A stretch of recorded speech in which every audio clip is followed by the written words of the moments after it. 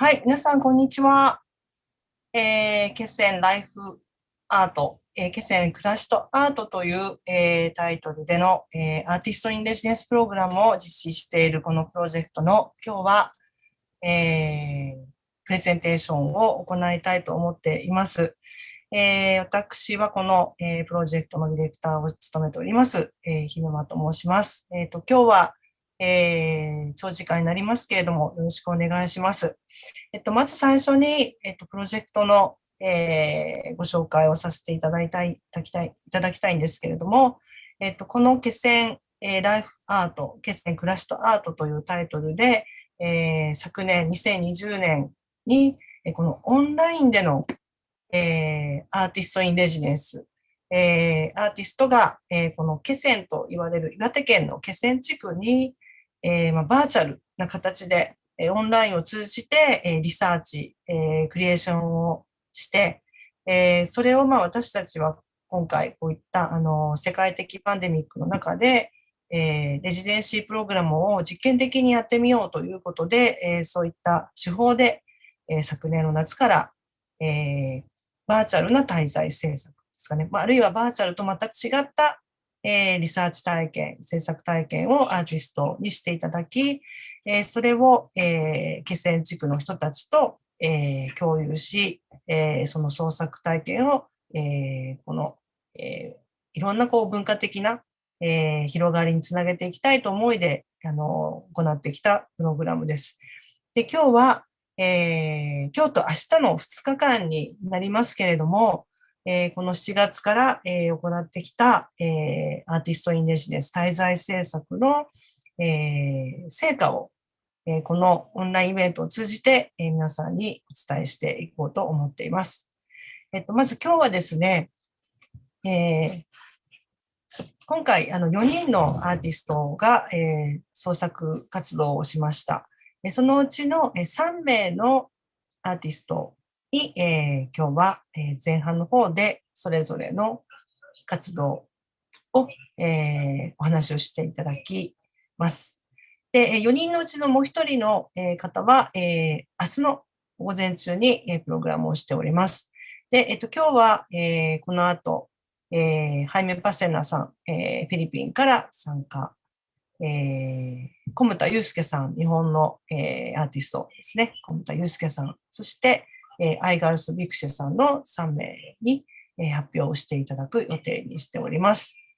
で、後半の方は、実は私たち2013年からこういった岩手県の陸前高田市を中心に、滞在制作のプロジェクトをやってきたんですけども、その過去の参加アーティストの中から何人かが今日一緒に参加してくださって、これまでの活動を振り返りながら、今ね、こういったパンデミック下でどんな風なクリエーションをしてきたか、あるいはこれから、どんな風なアーティストインレジデンスの体験をしていきたいか、どういう可能性があるかっていうことを、ちょっとね、同窓会のような形になるかと思いますけども、7年間、8年間にわたって行ってきたプログラムの、姿を皆さんと一緒に、シェアできる時間を作っていきたいと思っております。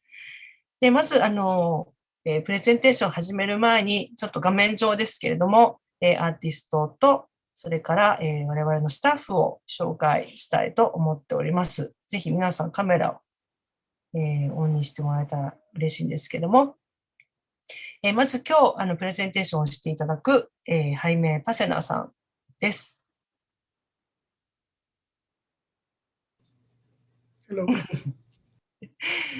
はい、そして、小牟田祐介さんです。こんにちは、よろしくお願いします。はい、そして、アイガルス・ビクシェさんです。Good morning. はい。そして、我々の、このプロジェクトの、共同ディレクターの、小江戸弘隆さん。はい。陸前高田の小江戸です。よろしくお願いします。お願いします。そしてコーディネーターの、小江戸園香さんです。はい。小江戸園香です。よろしくお願いします。はい。そして、実は今日、もう一人共同ディレクターが参加する予定だったんですけども、ちょっと休養で今日は欠席ですので、後ほどちょっと映像でご紹介させていただこうと思っております。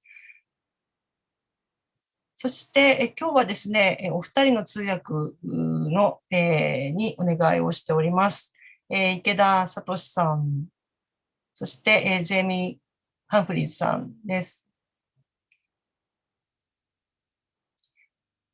はい。で、YouTube をご覧になっている方は、今、日本語、の音声を優先で、お聞きいただくことになりますけれども、今、Zoom の方で参加している、海外からの方は、お手元の、インタープリテーション、その通訳機能を使って、日本語か英語を切り替えながら、お聞きいただくことができます。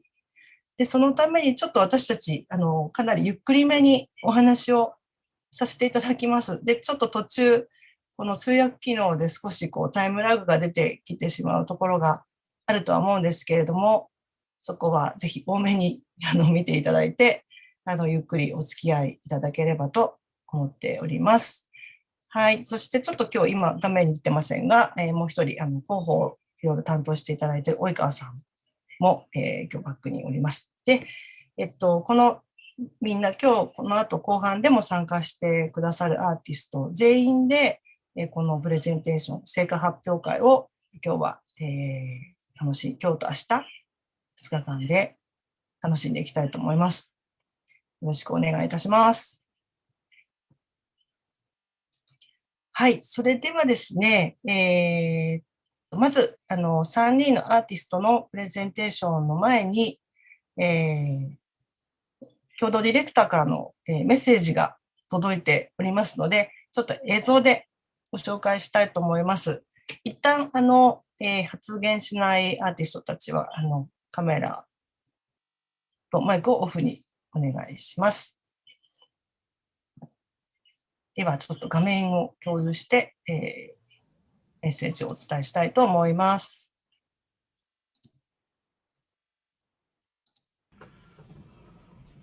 はい、ただいま紹介いただきました、現地ディレクターを使っております、村上健と言います。よろしくお願いします。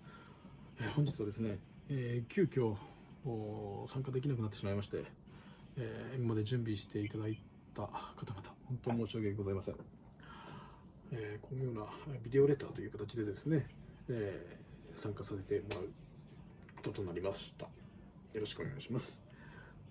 簡単に自己紹介させていただきますと、私は塗装工事会社とまちづくりを担う2つの会社の代表をしております。塗装工事会社の方では、陸前高田市の方の工事実績も多数ありまして、ビデオレターという形でですね、陸前高田小学校、高田東中学校、あと野球松原球場ですとか、震災後数多く携わっております。で、現在も市立博物館、野外活動センターなどを成功中であります。もう一つのまちづくり会社の方ですが、住田町の方で、住民交流拠点施設、町屋瀬田前駅というものの、立ち上げから携わっており、そこは、明治時代の豪商の屋敷を、いわゆる古民家ですね、そちらをリノベーションいたしまして、コミュニティカフェ、地産地消レストラン、屋敷内にある蔵を改修して、ギャラリーにしているとか、そのような場所の運営管理をしております。で、その場所を利用しまして、イベントを開催したり、勉強会を開催したりとか、そのようなことをしております。その施設は、高齢者と子どもとか、あと地域の方々、あと外から訪れた方々が行き交う、交流の場となる施設を目指しております。で、その他、関係人口とか交流人口とか、そのような、総務省から採択いただきまして、促進事業などにも関わらせていただいております。で、仕事ではないのですが、ライフワークとして、宮沢賢治が愛した種山ヶ原という場所があるのですが、そちらで毎年気仙ロックフェスティバルという音楽イベントを2日間にわたり開催しております。その、時はですね、全国から、数多くの方に足を運んでいただきまして、今まで、10回を開催しております。そのようなことをしながら、日々過ごしております。今年のアーティストインレジデンスですが、範囲を広げて、気仙を冠とすることによりですね、陸前高田、大船渡、住田町と広域で、連携して開催することを目指しております。広域で開催するということでですね、今まで以上にですね、多くの方に関わってもらう、知ってもらう、触れてもらうというチャンスができるのと考えておりました。全国各地で、アーティストレディエンスというものを、事業を受け入れている、地域、自治体などあるんですが、大体同じようなところで悩んでいるところを見受けられます。それというのはやっぱり、受け入れる地域側の受け入れる協力体制ですとか、理解ですとか、その辺がなかなか一筋縄でいくものではなく、とはいえですね、その、地域の方々の理解が、必要不可欠な事業だと思っております。そこには多少時間かかるのかなと考えておりますが、続けていくことによってそこは突破できるのかなと思っております。その辺の知情をですね、協力できたらなと思って私は参加しております。このプロジェクトに、少しでも関われていることがとても、嬉しく感じている次第であります。アーティストインレジデンスはですね、を開催することにはいくつかの効果があると考えております。一つは作品そのものの効果ですよね。その作品に、があることによって、地域の人がそこの場に見に行く、外からの方々がその作品を見に訪れるとか、そこで、交流が生まれるとかいうことも考えられます。で、私が思う最も大事だなと考えているところはですね、アーティストが、その地域に入ることによってその作品を作っている過程に地域の方との、交流、アーティストとの交流が生まれる、そこが最も大事なところかなと考えております。人の感じ方とか捉え方とかっていうものは人それぞれでありまして、普段何気なく生活していることが、外からの視点に置き換えてみると、なんと新鮮、なんと斬新ですねとかいうことも多々あると思います。その視点でアーティストに形にしてもらうことでですね、地域の人たちがその地域をまた、見直すきっかけになったりとか、地域への愛着ですとか、あと誇りが生まれたり育ったりと、いくと考えております。まだまだ、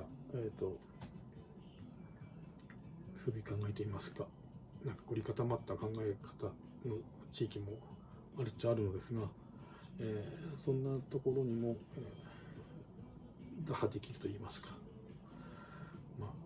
そういう考え方だけではなくですね、自由に発想したり表現したりということがありなんですよという、気づきにもなっていくと思うんですよね。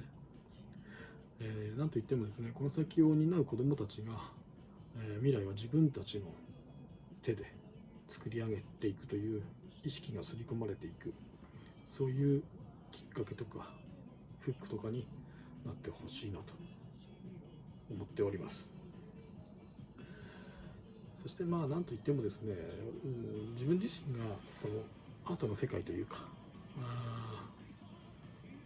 身近にある、生活を送ることが、好きなんですね。ここにもウィリアム・モリスのポスターが貼ってあったりとか、常にそういう環境に身を置くっていうところが自分自身も好きであるので、本当ありがたい話だなと思っております。で、今年度に限って言えばですね、このコロナ禍の中で何ができるのかなというところがありました。実際、試行錯誤といいますか、そういう悩みの多い日々を過ごすことがあり、とはいえある意味チャレンジな1年でもあったのかなと思います。こんな難しい環境の中でもですね、アーティストの皆さんはポジティブな制作意欲を見せていただき、嬉しい、ありがたいと、入り混ざったですね、とても何とも言えない気持ちで、参加させていただきました。本当ありがとうございました。今日、明日と2日間にわたり長丁場ではありますが、この風越しを楽しんでいただければなと思っております。それではアーティストの皆さん、スタッフの皆さん、よろしくお願いします。本日は本当申し訳ございません。ごめんなさい。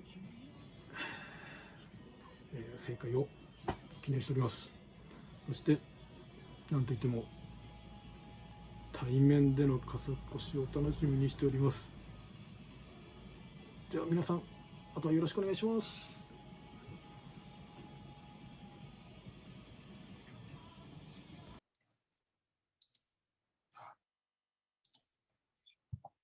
はい、中見健也さんからのメッセージでした。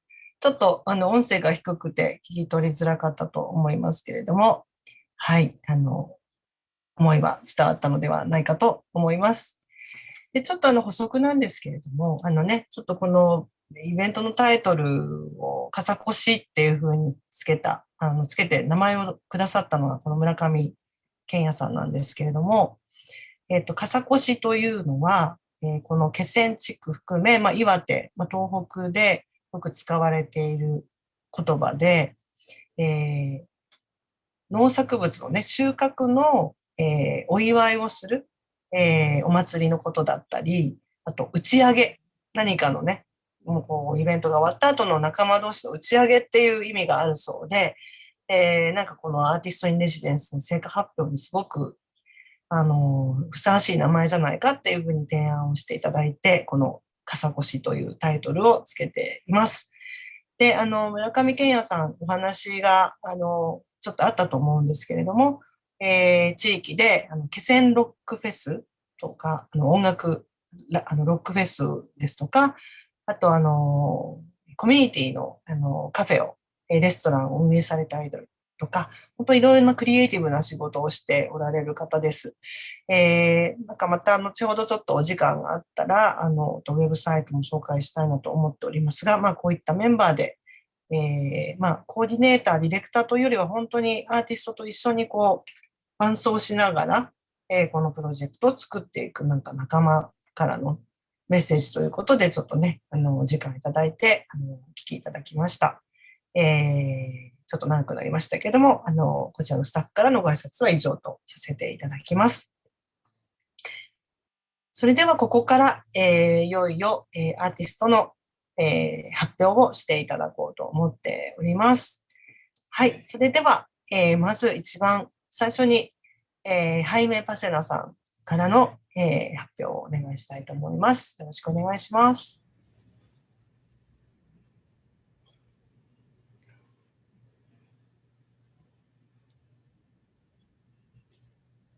Okay.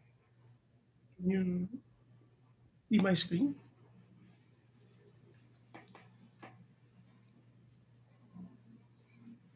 Is my screen okay? Okay.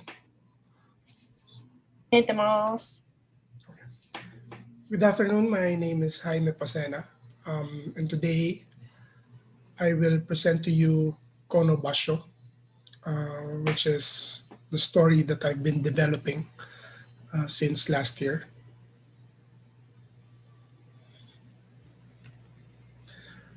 So Kono Basho, this is an excerpt from a film project that I've written at Rikuzen Takata in November 2019.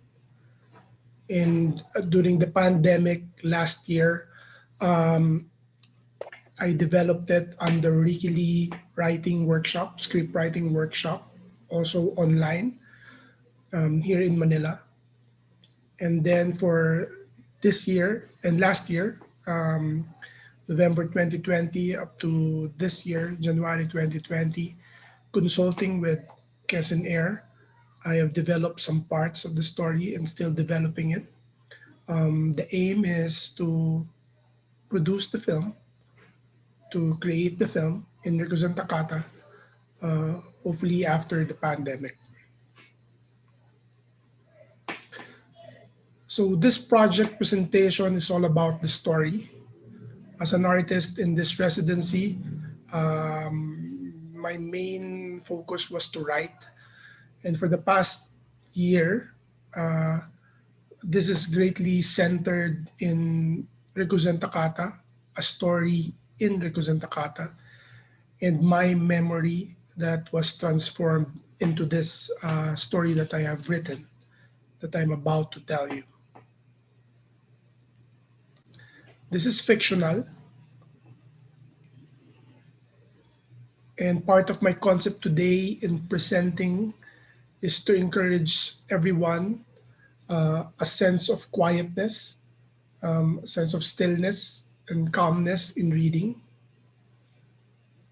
As I imagine this being presented in an actual space. So I would like to mimic an engagement where the words are enough for us to communicate. No images will be shown in this presentation, just words.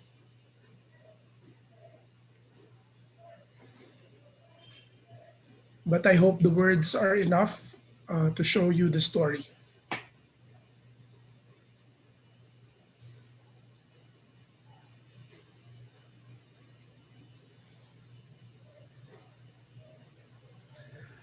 Konobasho, or this place, is an idea also that plays around with displacement or being displaced.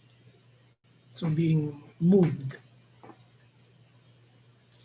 This story was inspired from a 10 years personal research as a visual artist and curator in Tohoku, Japan. So let me start the story.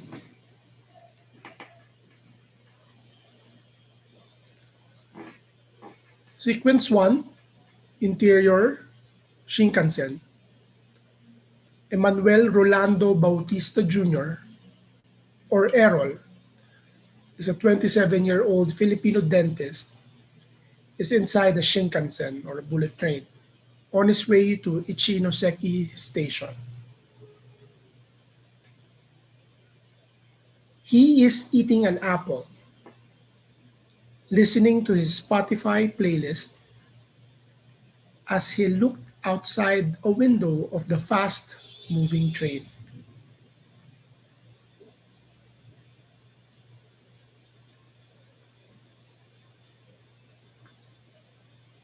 Everything became blurred as images and sound interweaves, changing from the Japanese houses he sees outside the train to a heavy traffic in Manila, to a childhood memory of him playing with his father, to the busy streets of Tokyo,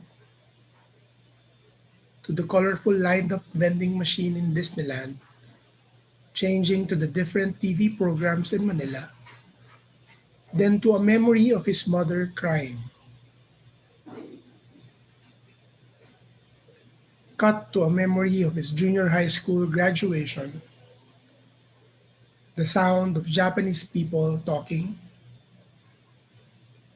his Auntie Emily smoking, a memory of his first kiss, a voice saying, "See you soon, Errol," as it morphs into a weird Japanese sound and muffled sounds of his father.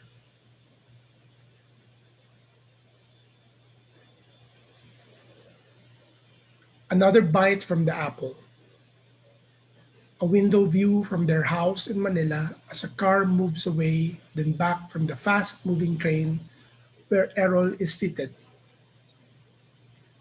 back to the Shinkansen together with several Japanese people waiting for the train to reach their destination.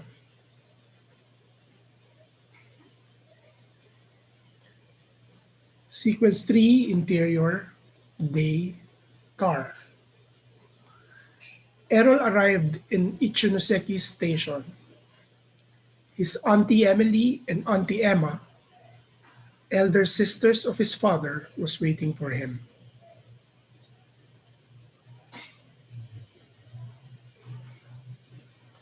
They drove him 2 hours going to Rikuzen Takata, a place that was badly hit by the March 2011 tsunami, and it's still currently under reconstruction.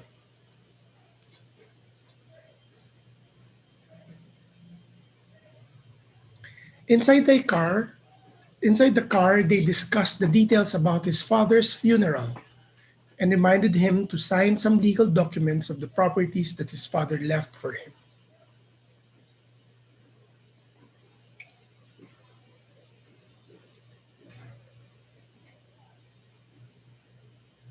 Errol hasn't seen his father for 20 years, and the last time he talked to him was last year during autumn, inviting him to visit Rikuzen Takata in spring, which is exactly 2 weeks from now.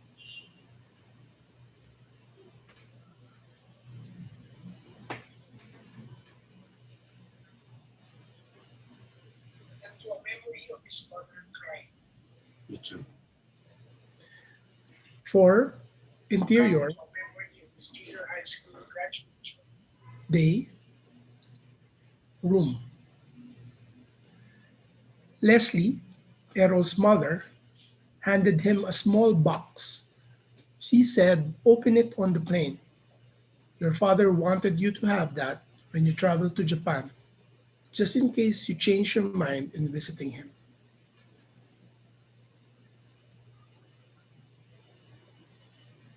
Sequence 5, interior, day, airplane. Errol was getting a book inside his bag and noticed the small box her mother gave him. It is neatly packed and it has his name on top of it. He looked at his father's handwriting and placed the box again inside his bag.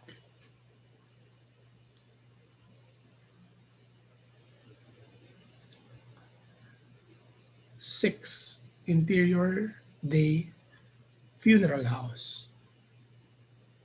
When they arrived in Rikuzen Takata, they went straight to his father's funeral. They asked Errol to wear the black suit and tie they prepared. It was his father's, and it fitted him perfectly.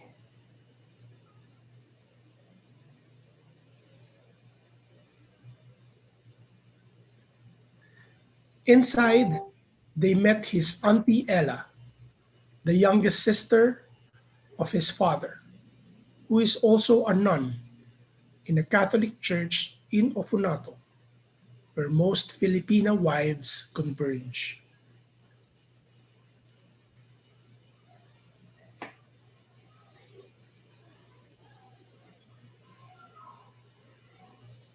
Auntie Ella introduced Atsuko,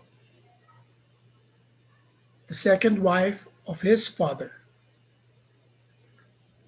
Atsuko insisted that Errol sat beside her, on the first chair on the left side of the room, intended for the family that was left by the dead.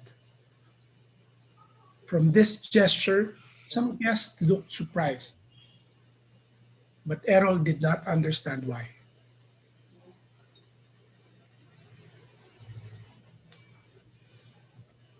Inside the funeral house is a wooden altar that is very intricate and detailed.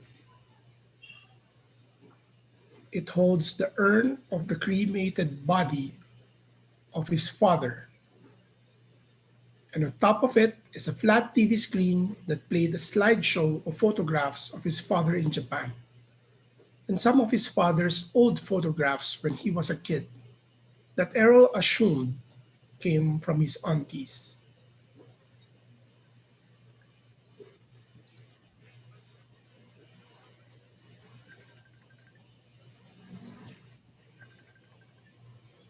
Errol noticed that he looked exactly like his father.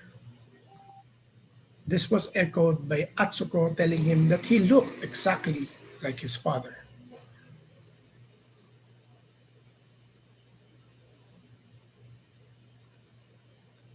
Errol just nodded politely, but he never really liked the idea of being compared to the likeness of his father. And over the years, he learned how to just keep quiet about it. In his mind, he is not his father, he said to himself.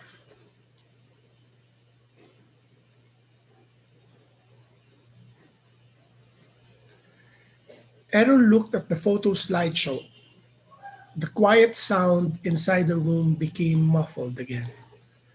Errol's mind seems to wander on other things.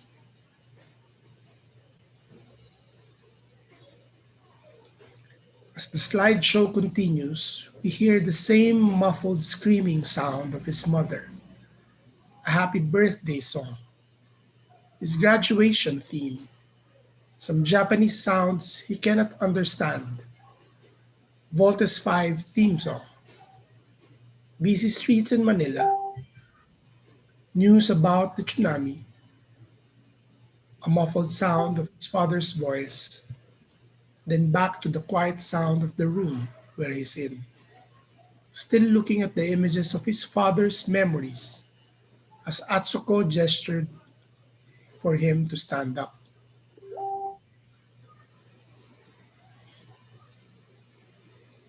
7 Interior Day, Funeral House.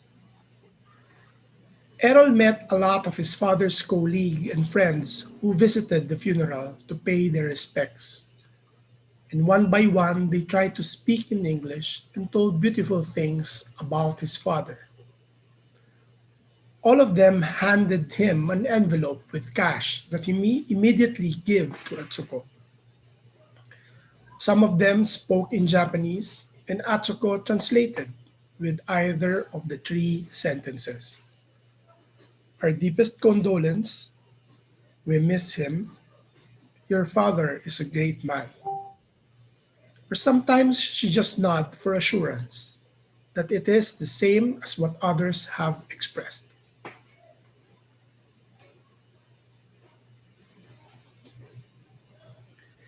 Errol thought that the funeral felt too slow and too long, that the feeling is somehow caring, that Japan felt so warm even though it is still winter.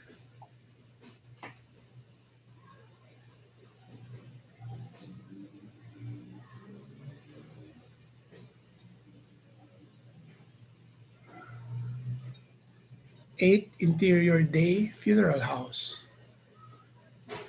Errol was about to sit to rest when one family arrived, the Suzuki family, a father named Keigo, his daughter Reina, and his young son Sada.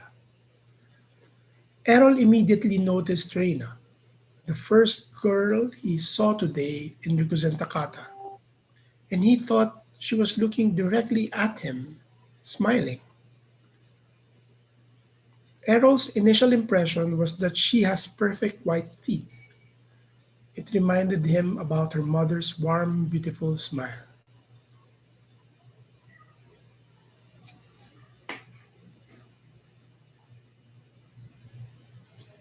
9 Interior Day, Reina's house. Reina prepared breakfast for his father and brother. She is wearing a formal dress in black. Her father, Keigo, is fixing his tie, and his brother Sada sat on the table wearing his junior high school uniform.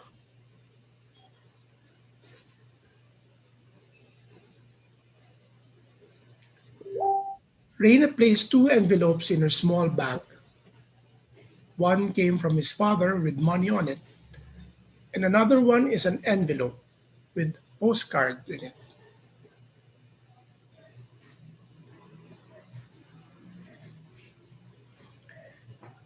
Inside the car, the three of them are quiet. His father, Keigo, seems to just look outside the window, sipping coffee from a can from time to time. Reina looked at the rear view mirror to check on her brother. We can see a small deer horn as a decoration swinging as the car moves. Sada is just reading.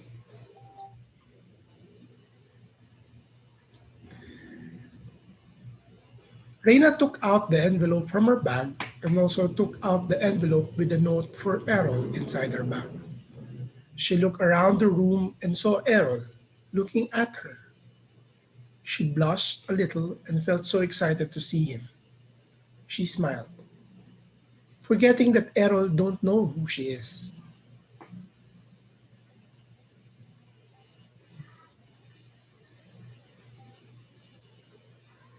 Reina somehow felt connected and infatuated with this image of a happy, vibrant, and loving son whom a father loved so much. She waited for Errol to be in Rikuzen Takata. The feeling of the death of Errol's father was somehow being replaced by Errol's hopeful presence. She approached Errol and introduced herself.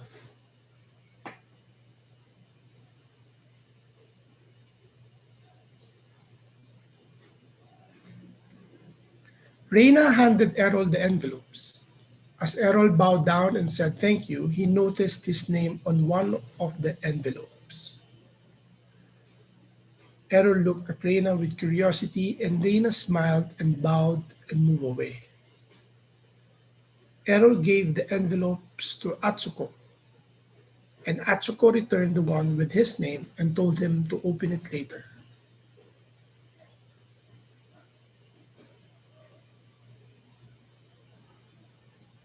Errol looked at the envelope again and noticed something else, a word written in Japanese. He asked Atsuko what it meant.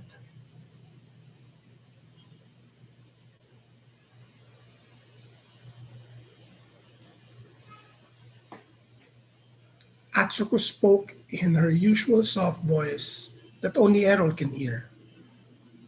Errol spoke quietly to himself. Kono basho, this place. That is basically the introduction of the whole story. As much as I would like to read everything, I cannot. But here are some of the sequences that I developed during the consultation and meeting under KESEN AIR with regards to this story. Please note that these are fragmented parts, not intentionally connected, because I don't want to also give out the whole story. I want you to watch it when we make the film.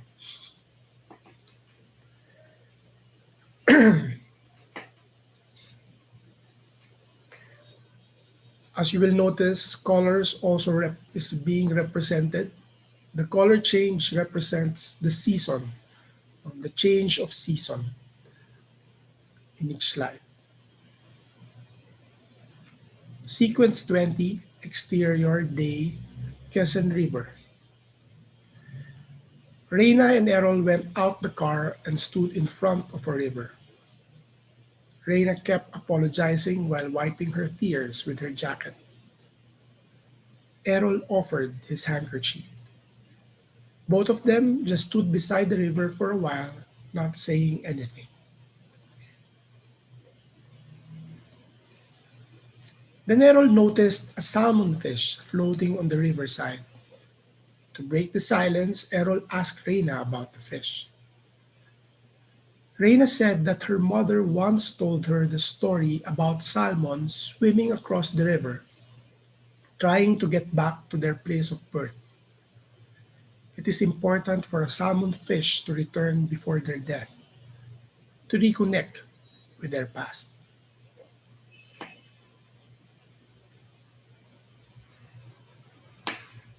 But the journey is difficult, and most of the salmon fish never made it back.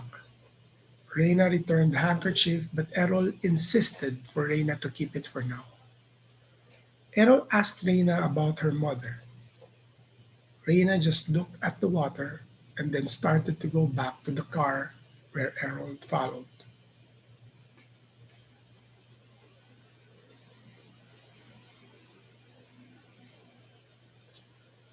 25, interior, night, Deer Hunters Headquarters.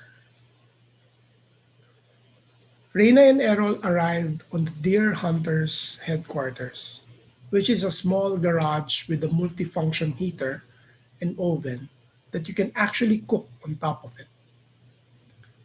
Around it are chairs, and behind the chairs are segregated empty coffee cans, bottles of beer and soju, and some objects that Errol finds very interesting. Errol saw a picture of the deer hunters beside a dead deer with the number 112. He noticed his father, smiling at the side with a camera on his neck and a rifle on his arms.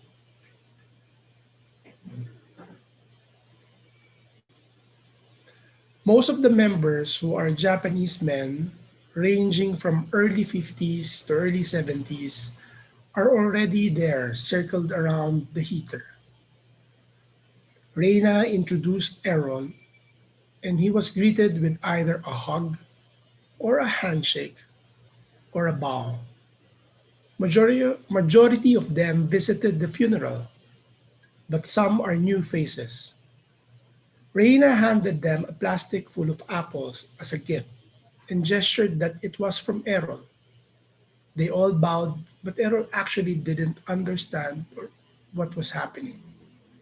Reina looked at Errol and mentioned to him to just sit down. Reina and Atsuko helped to organize the food and prepared beer for each one of the guests and members of the club. They all started with a short prayer and a kampai. They clapped their hands one time and Reina spoke in Japanese and then in English. For the first time, the name of Errol's father will be mentioned. For Eman.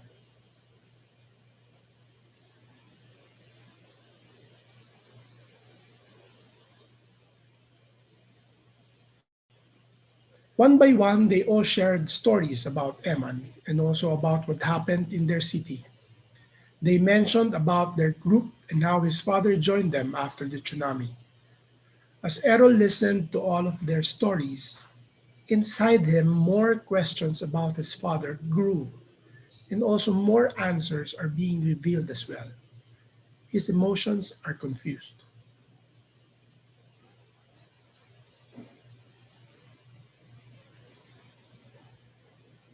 He seems to be floating in a Japanese anime film where storytelling becomes more exaggerated, animated, and vivid.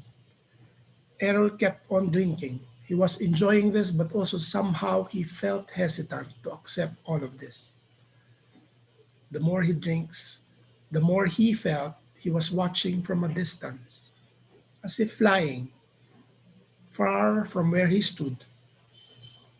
Deep inside, he longs for this man in the stories told to him to be his father. He wanted those stories told to be his stories, to be his memory, to be his dreams.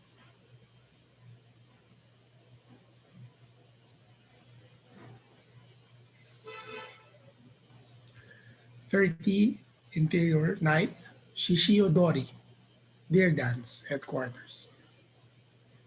Reina and Errol was just finished cleaning the Shishiodori headquarters. Reina is a member of this club and she brought Errol here to help her clean the space.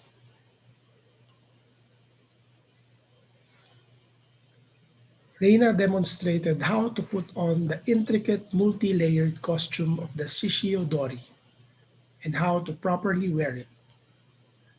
One by one, Errol was at awe at how the details of putting it on seems to be so complicated.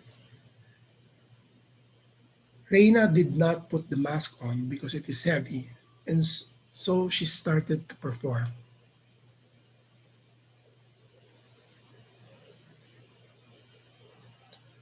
Errol watched Reina move as for Reina this is her tribute and gratitude for the presence of Errol's father to her life, and sort of an apology from her place for taking his father away from him. Errol was just watching Reina move, and everything seems to be in slow motion.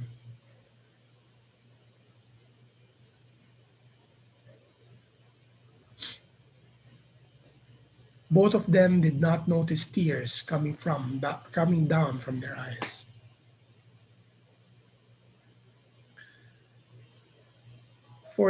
Sequence 42, Interior Day, Ipumatsu. Errol was taking care of all of his father's things that was left for him, signing documents and also making sure that all of his father's things are placed neatly inside the box. He saw some photographs, old video clips, letters, and old drawings of Errol. He saw a round trip plane ticket for two, dated last year, and a single journey ticket dated 3 days ago.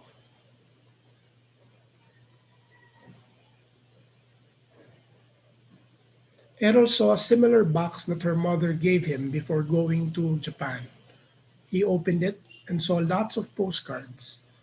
No messages yet, except for one. Dear Errol, dated 3 weeks ago.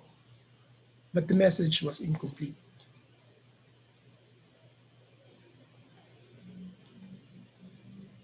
Errol got curious and got the box from his luggage and opened it. It was the box her mother gave him, full of postcards from his father. It was his father's photographs, images he collected that he printed and wrote letters on the back of it.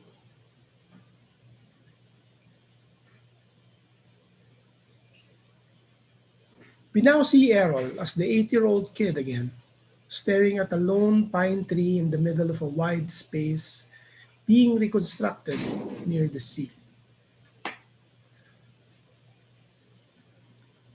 Sequence 45, Exterior Day, Apple Farm. It is Errol's birthday, and his Auntie Emma, Auntie Emily, and Auntie Ella brought him for the first time to where his father is usually seen for the past 4 years, to an apple farm that his father dedicated for him. It showed his father's dedication to cultivate this farm as a symbol of his efforts to rebuild his relationship with Errol. Errol was surprised and realized that this was his father, that what his father was talking about. He really wanted to show the apple farm to him. He kept on telling Errol about this apple farm every time they talked. And today, on his birthday, his father's dreams came true.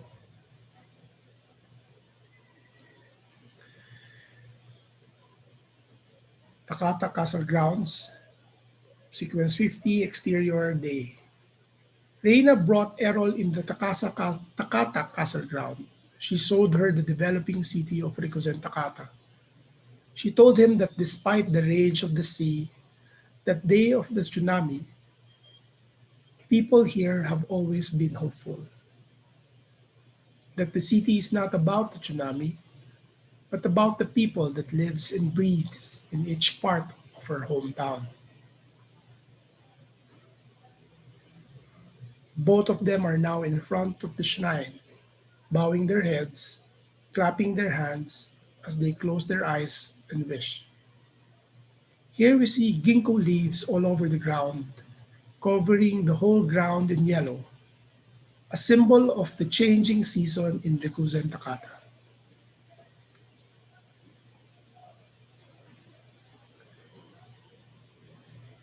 Sequence 60, Day Shinkansen. Errol is again inside the Shinkansen on the way to Tokyo. He is eating the apple he picked in his father's farm. He is wearing a necklace with a small amulet that holds a piece of his father's ash inside it. His father Eman is coming home with Errol after 20 years. The end.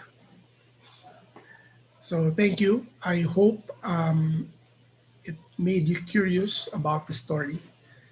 I know it doesn't seem to have a sense of connection yet, but this is just an excerpt of what I've been writing and what I've been developing with the help of KESEN AIR.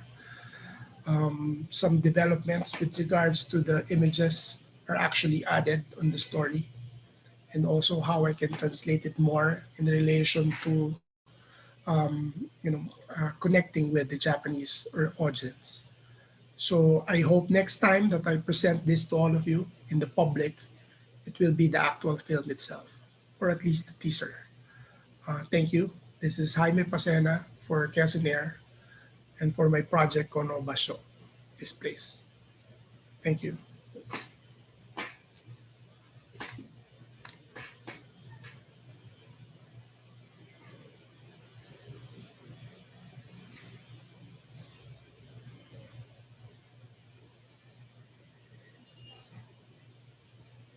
はい、ありがとうございました、J さん。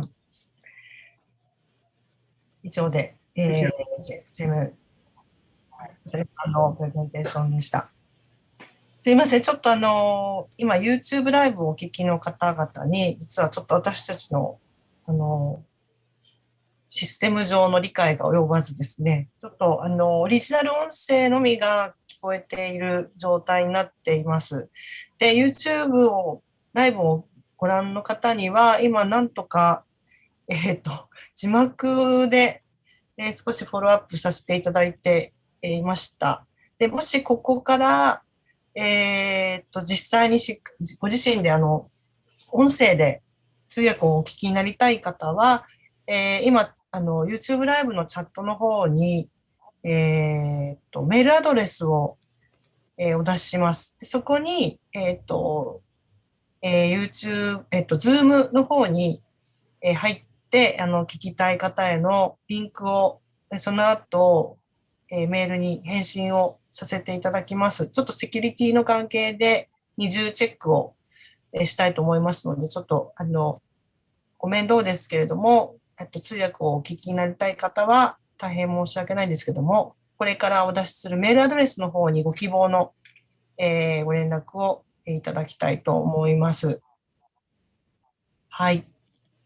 それまで、ちょっと追いつくまでは、なんとか字幕でもタイプをしていきたいと思っておりますので、よろしくお願いします。はい。それでは、J さんありがとうございました。Thank you very much. Thank you. さあ、それでは、続きまして、小牟田祐介さんのプレゼンテーション、お願いいたします。はい、小牟田です。よろしくお願いします。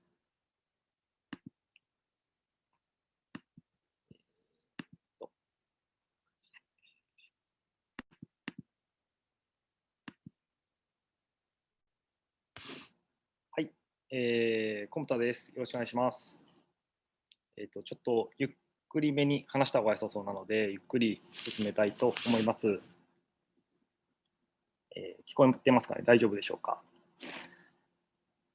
？KESEN AIR のホームページにもコメント寄せましたけれども、今回はこういうコロナの状況になって、私は2019年の陸前高田の喧嘩七夕を見て、町の方と一緒に綱を引いたり滞在して制作をしました。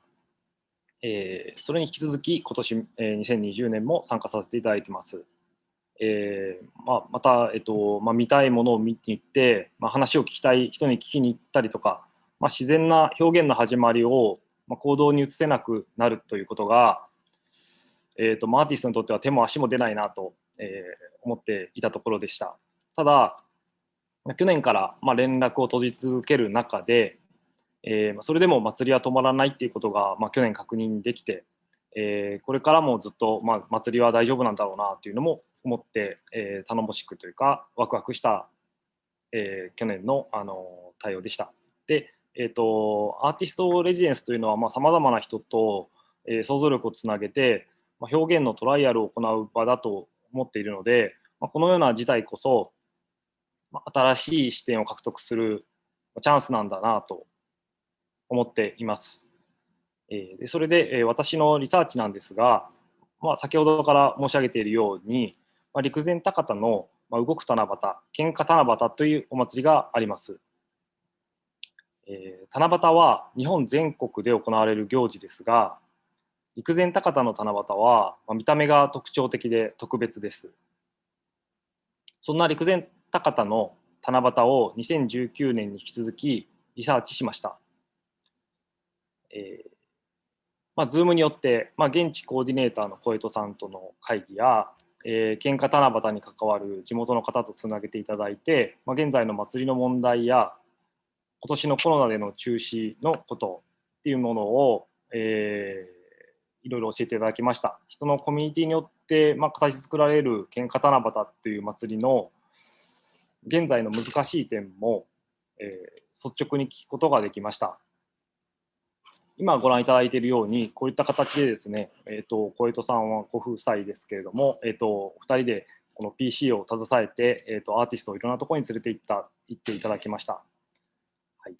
率直に祭りの現在の難しさも聞いたんですけれども、後ほどお見せしますが、喧嘩七夕の元の形っていうのがありまして、昔七夕っていうのがあります。それをもう一度見たいと勝手に想像して、去年から勝手に想像して、いるんですが、なかなか実際に祭りの方とつながると、そういうコミュニティの問題だとかたくさんの問題が見えてきて、希望も持った反面難しさも同時に感じたっていうのが、今年の感想です。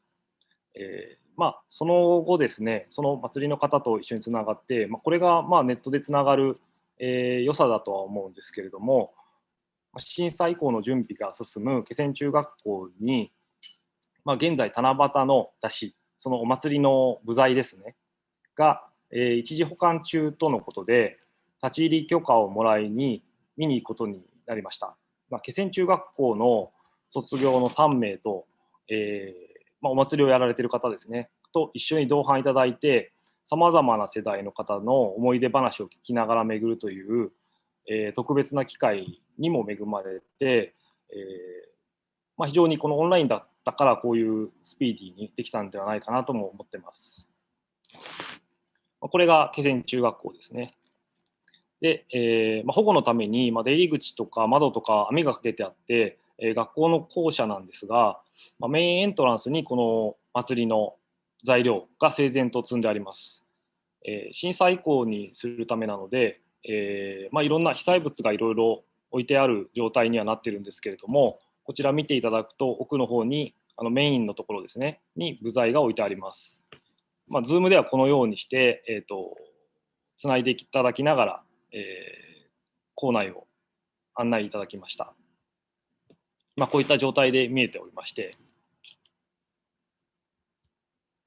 どちらもですね、ネットで囲まれた校舎の中で、時が止まったような、感じでは見えるんですけれども、実際これは送っていただいた画像で、ですが、左がお祭りの部材で、右が、被災物になってます。それがそのまま置いてあるんですけれども、何かどちらも何かこうちょっと来たるべき何かを待っているように、それぞれの在り方で待っている感じがして、何かこうちょっとただこう荒れているというよりは何かを待っているような状態っていうのがとても印象深くて、これが非常に今回の、いろいろ連れて行ってもらった中でも、象徴的な何かこうちょっと、気になる一コマでした。こういった状態ですね。こういう学校の中から見た状態で網がかかっている状態です。そして、その中でですね、1月に入って陸前高田にある高田高校の3年生の美術の授業で、お時間をいただきまして、3年生の美術の授業なんですけれども、今年も、やることができました。というのはですね、去年もですね、美術の授業で、佐藤和恵先生のご協力を得て、今年は2週間にわたってワークショップを行うことができましたけれども、昨年もですね、リサーチの時に縁があって、別の授業をさせていただいて、今年で2度目になります。で、私からは、陸前高田の形、あなたの思い出、あなたの将来を象徴するような形を粘土で作りましょう。作品を作ろうという意識を持ちすぎず、リラックスしてください。半分作っといたからあとはよろしくというような、そういったことで物が作られることをやりたいと思います。こういった世の中の状況でリモートで何かものができる、コミュニケーションが形となる、そんな空間と時間を超えた実験に参加してくださいというような、こういったメッセージを、高校生の皆さんに投げかけました。で、こういった形でリモートで、授業をできることができました。こういった感じですね。で、去年の2019年の、喧嘩七夕のそういう、リサーチからつながる流れだったので、そういった話をワークショップをしながら話していくという感じです。それでですね、アザフっていうのは、喧嘩七夕、この遠隔のアザフというタイトルをつけたんですけども、アザフっていうのは、喧嘩七夕の動く七夕の出汁を飾る特徴的な飾りで、こういった形になっています。で、アザフの形は金剛寺さんの境内にあった、しだれ桜から来ているという話であったりとか、出汁の形はマンダラクという、棚ですねの形から来ているという話がリサーチで分かったんですけども、アザフの由来、名前の由来については、尋ねても誰も2019年の段階では正確なことは分からなかったんですね。それで、アザフという言葉がだんだん気になってきました。で、ここで、なぜアザフという言葉がキーとなるのかということを振り返りたいと思うので、2019年の、レジデンスを振り返りたいと思います。陸前高田の七夕の出汁を飾る特徴的な形をしたアザフが、これが興味を持ったきっかけだったんですね。でこれは、きっかけになったのは、陸前高田の七夕が、東日本大震災の被災当初から町の皆さんによって、愛されて、残った一揆でも引っ張って祭りを続けたという、記録写真に強く引き込まれたことがスタートになりました。で、実際に2019年こういった形で見る機会を得ました。で実際に見るとですね、風になびいていて、で何かこういったところをこんな感じですね。この、白と赤のこのふさふさしているものですね。これがアザフというものです。こんな形でいろんな町内ごとにですね、いろんなカラーのものがあります。ちょっと動いているのも見てもらいます。こ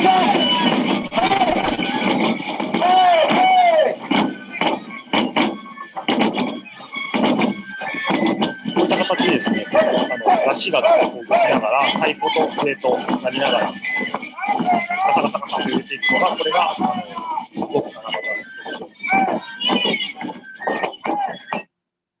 こういった形ですね。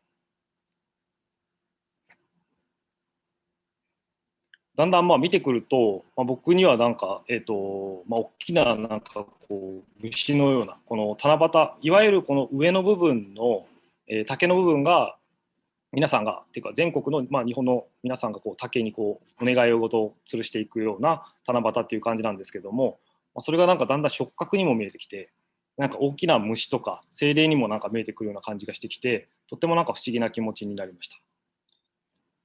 こんな感じで、面白いのが、このすれ違う時にだんだんバシバシと叩き合うんですね。みんなの願いが書かれた短冊が空を舞っているのが見えると思います。でも僕がたまたまこう足元で拾ったのが、消防士になりたい子供の字で書かれたものがありました。すごくみんな大事に願いを書いたのが、こうやって叩くことで何か消化されるような感じがして、とてもなんかこう気持ちのいいというか気分になった記憶があります。これが喧嘩七夕のクライマックスになるところなんですけども、こちらもとても刺激的なのでぜひ見てください。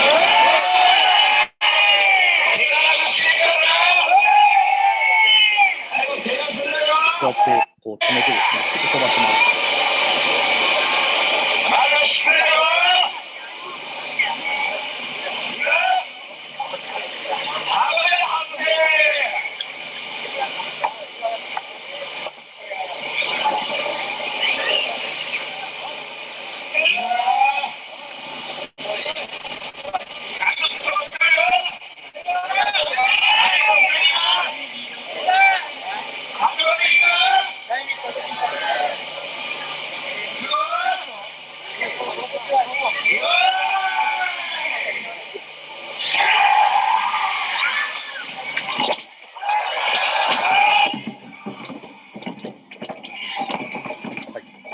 こういった形でどんどん叩いていく感じなんですけども、こうやってぶつけて喧嘩をしていくという、実際の本当の喧嘩ではないという感じなんですけども、でこういった形で祭りに関係する方たちといろんなあってですね、こうやって話を聞いていってリサーチをしたっていうのが2019年でした。でそこでですね、ある資料にあたって、マイヤ貞和さんという陸前高田の喧嘩七夕の謎という本に出会いました。そこでいろいろ調べた結果と、私の非常に想像とかも含まれるんですが、ざっくり整理すると、喧嘩七夕っていうのは900年続くと言われていて、900年前っていうと1100年頃、平安時代っていうことで、気仙地方っていうのはさまざまなこの京都とのつながりがあったんですけども、ここはちょっと割愛しますけれども、祇園祭とつながりがあるんじゃないかっていうのが、感じました。で、864年の富士山の噴火とか869年の貞観地震っていうのがあり、その疫病とか度重なる災厄を払うためにやられたのが祇園祭で、その当時の66基の出汁を作って、始まったのが始まりと言われています。つまりですね、1150年続く、祈りの形、祇園祭の京都から喧嘩七夕陸前高田へと継承されて、人々に受け継がれている祈りの形なんではないだろうかというのが、僕が、想像した形です。実際に見ていただくと、これが京都の祇園祭です。これが、先ほど申し上げた、昔七夕と言われるもので、当初伝わった当初の、昔七夕というのはこんな形をしていたという感じですね。はい、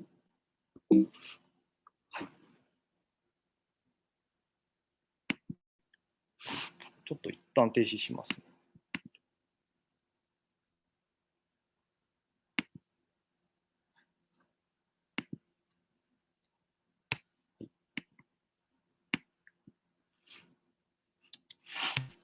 すいません。ちょっと重くて不具合になってます。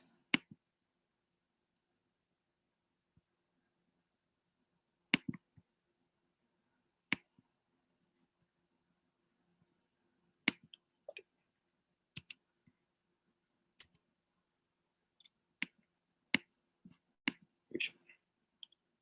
失礼しました。もう一度、共有します。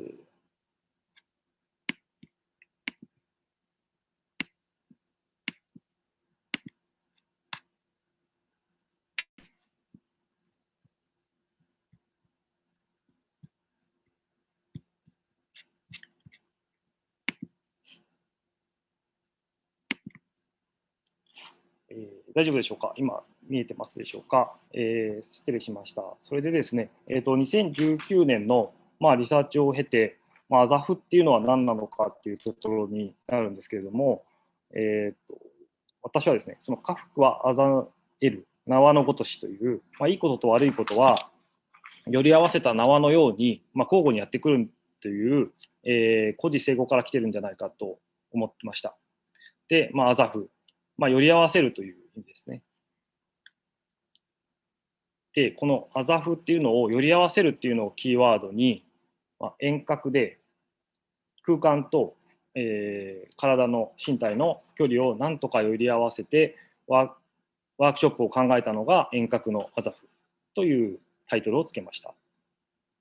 ということで、陸前高田の、ワークショップの1週目ということに入っていくんですけれども、これが、私の用意した、ものです。箱は持ち運びというか輸送用に作りました。で、青い、粘土と赤い粘土を、用意して、それを、交互に1周目に青色、2周目に赤色を作って、お互いですね、僕も青色で粘土を1周目に皆さんの分作って、皆さんも青色で作って、交換して作品を仕上げるという作品を提案しました。こういった形で青い粘土を使ってですね、作ってくれています。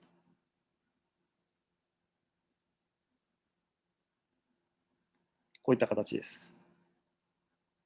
で、実際にこの間、リモートでですね、私もこのアザフについてだったりとか、喧嘩七夕についてずっと喋り続けるということをしながら進めていきました。こういった形で1周目のものができました。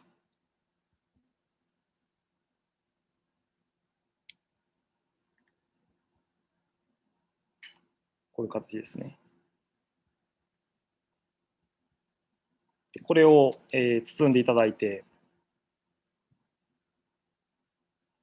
で、1周目と2周目で、2周目にこれを送ってもらうということになりました。で、こういった形でですね、1周目に僕が作ったものが送られて、皆さん向こうで陸前高田で作ったものが、私の手元に届いて、2周目を迎えるという形ですね。で、赤と青にしたのは、お互いにそれぞれ違う色で、それぞれ作ったものっていうものが、赤と青で色分けしようと思ったんですけども、色の波長の話で、光のドップラー効果とかって言いますけども、離れると収縮していくものは青の波長になっていて、近づくとか拡散するような広がっていくような形になると赤の波長へ変化するという特性がありますけども、それにインスピレーションを受けて1周目を青、2周目を赤で作ることにしました。それですね、見るっていう瞬間を作るっていうのも最終的に考えまして、こういった形で皆さん作っていってくれてます。こういった感じですね。それで、見るっていう瞬間を自覚的に作りたくて、3D メガネっていうのを用意して、急遽用意しまして、で、こういった形で描ける。で、こういうふうに描ける感じですね。こうやってかけて、見るっていうのをやりました。でざっと見ていただくと分かるんですけども、とてもよくできているので、見てください。こういった形で授業中も皆さんかけてくれて、ぜひこの見ている方にも体験していただきたいんですけども、こういった形で進めました。これが一つできたものですね。これはですね、一つだけ説明すると、青い部分の特別な生物だって書いてあってましたけども、こういったものに必殺技がこのくるんとなるんだっていうことだったので、僕はこの赤いところの必殺技を繰り出しているところの粘土を足しました。こういった形ですね。こういったものです。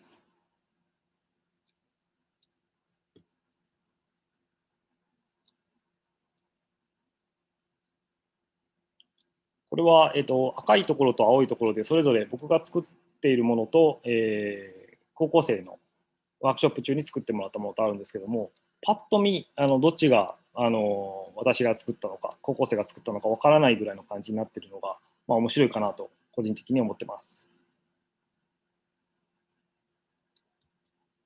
こういう形ですね。実際にこれをつけながら見るとですね、なんていうのかな、コントラストで、もともと2D の平面のものを立体に見るためのメガネなんですけども、実際にもうこれすでに3次元になっているものなので、非常に何がどういうふうに見えているのかっていうのはそれが今回面白かったのかなと思ってます。こういった形で、これ同じものですけど、こういうふうに喋ってる感じであったりとか、これはですね、ドラゴンを作ってくれたので、想像上のものなら何でも、粘土で作れるぞっていうことが書いてあって、それに応えるために、より想像力を働かせて付け足しました。赤い部分を僕が付けましたね。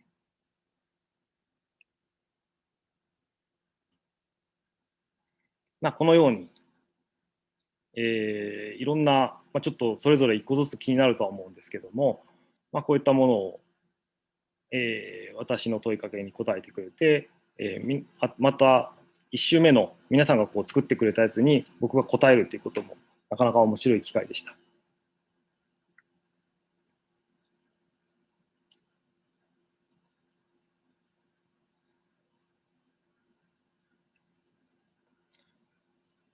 これは最終的に皆さんの、参加してくれた皆さんの手元に届けようと思っているので、こういうふうにして写真を撮ることで、最終的な、これを何かまた次の形にしたいなと思ってます。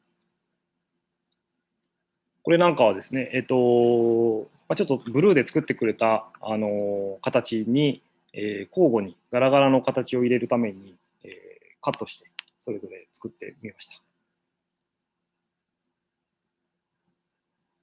で、用意したのは、粘土だけではなくて、紙、原稿用紙っていうのも用意してまして、交互に半分に切ったものを送って、1週目に、何を作ったかっていうのを書いていて、2週目に作った方がお互いですね、お互い2週目に作った人がタイトルをつけるという形にしてます。こういった形で、これをこんな感じの、これになりました。で、これはですね、ちょっと内容はそれぞれあるので、書いてませんけども、ちょっと簡単にしますけども、船を作ってくれたので、私はこう乗る人を作ったんですけど、陸前高田に行ったおかげでですね、海の海岸沿いっていうのの日差しの強さっていうのを体験したっていうのが、非常に僕の中で陸前高田に行ったっていう記憶が非常にあったので、釣り人に帽子をかぶせました。でこの帽子かぶせるというのはちょっとしたことだし、気づく人は気づくと思うんですけど、僕が船の釣り人を作ろうと思った時に、これまでは帽子は足さなかっただろうなと思っていて、そういうちょっとしたこと、陸前高田に行った、海を知ったおかげで、帽子をかぶせる、釣り人に帽子が必要だなって思わせてくれたっていうこととかは、本当に些細なことなんですけど、こういった体験っていうものを、それぞれこう形に影響してくるっていうのが今回面白いのかなと思っていて、そういった話をしながらみんなそれぞれ作る形っていうものにより具体的な何かっていうものを作ってもらえたのではないかなと思ってます。これなんかは、ちょっとざっくりとですね、3年間野球部だったので、野球は自分にとって恋人ですっていう人が書いてくれたので、それをがっちり受け止めるという意味でグローブを作りました。こういったことで、あとはですね、ちょっと細かいプライベートなこととかも書いてくれてたりとかするので、ざっくりと見せていきますけども、こういった形でみんなですね、交互に書いてくれたのに対してバラバラに来たものを、最終的につなぎ合わせて一つの作文というかキャプションが生まれました。こんな感じですね。これが全体ですね。非常にこのメガネで見ると2次元でも3次元でもない感じっていうものが見えてて、ぜひ体験してもらいたいなと思うんですけども、こうして2週分の時間と空間を超えて、高校生の想像力や、過去や将来や、自分のことをかたどったものっていうものを作ってくれて、僕は2019年に見た陸前高田のかたどった形とかさまざまな次元の粘土がより合わさりました。そして過去の思い出と将来の想像の間にある今現在を見るということを意識的にできるように 3D グラス、アナグリフメガネっていうんですけどもをかけて鑑賞することで、その瞬間はきっと多次元が見えたんじゃないかなと思っていて、僕の制作は見ることの面白さやワクワクすることをさまざまな表現で物質にしてきましたが、興味の一つである多次元をいかに表現するかという大きなテーマを具体的に形にすることができたのではないかなと思っています。そして、ことあるごとにですね、陸前高田の青空にそびえ立つこの昔七夕っていうものの実物を見てみたいということをずっと思っていて、それに何か機会があればいいなと思っております。はい、以上です。ありがとうございました。はい、小牟田さん、ありがとうございました。すっかりそのメガネがもう定着してきてますね。はい、ぜひ我々もそれで見て、次にまたつながる、新しい、こうね、視覚的な世界を覗きに行けたら嬉しいと思いますし、本当に昔七夕ね、ぜひ、いつか実現したいなって本当に思ってます。本当に素晴らしい、提案をいただきまして、ありがとうございました。ありがとうございました。はい。それでは、前半の方の、最後のプレゼンテーターになります。アイガルス・ビクシェさん、今日は、ラトビアから朝のね、早い時間から参加していただいております。よろしくお願いいたします。Yeah, thank you very much. So it was so exciting to see the Kamuta-san presentation with these sculptures. I think they were really great, and yeah, also for entertaining with his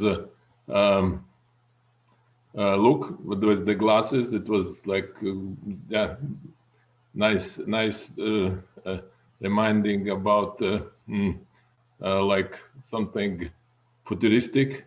Thank you. Yeah, I will show my presentation. It's okay that everyone can see this from my screen?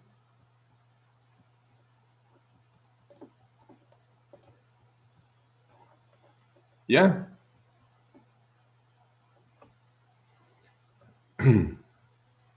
Yeah. So I'm really happy to be there and to see all the projects and thank you very much, Teiko-san, for the organizing this event, because I think all artists, me for sure, we are the thirsty for information, for exchange of ideas, and yeah, in this situation we have to when we have to stay in our apartments, and it's really beautiful and good possibility to see the colleagues and to have this great exchange.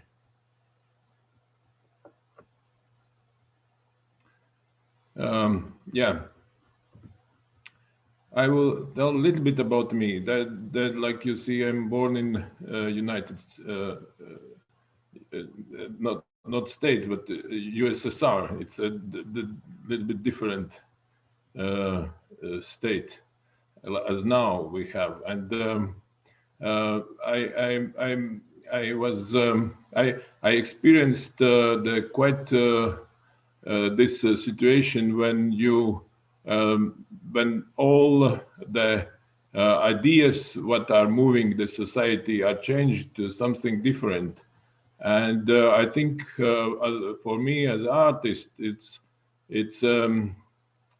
gave a lot of yeah, inspirations.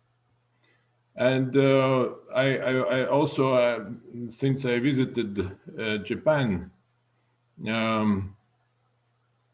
like sorry, the one, let go. Since I visited Japan the 10 years ago, more than 10 years ago, it's also gave me the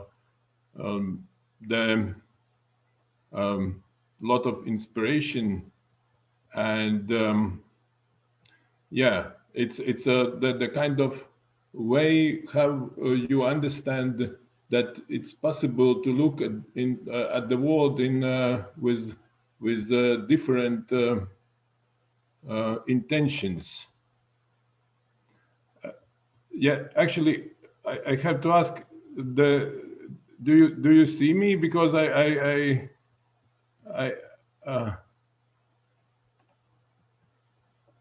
yeah, I don't really understand. 見えてないです。 It's No. okay. Yeah, thank you. Yeah. So, and also the Rikuzen Takata, the residencies programs I visited, they also, it gave me so much influence for my art and for understanding of the world. Yeah. Yeah, I will, because I'm artist concentrated in my works on the public art. I would like to speak about the situation in public art, and also about my, let's say, suggestions or how I can see the public art in Rikuzen Takata as well. There is, I mentioned, as you see, the main objectives which you have to target when you are dealing with the public art.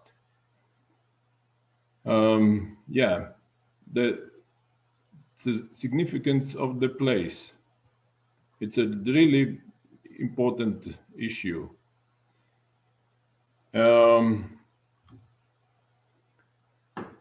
If you are dealing with the public art, you have to take in account the history of the field,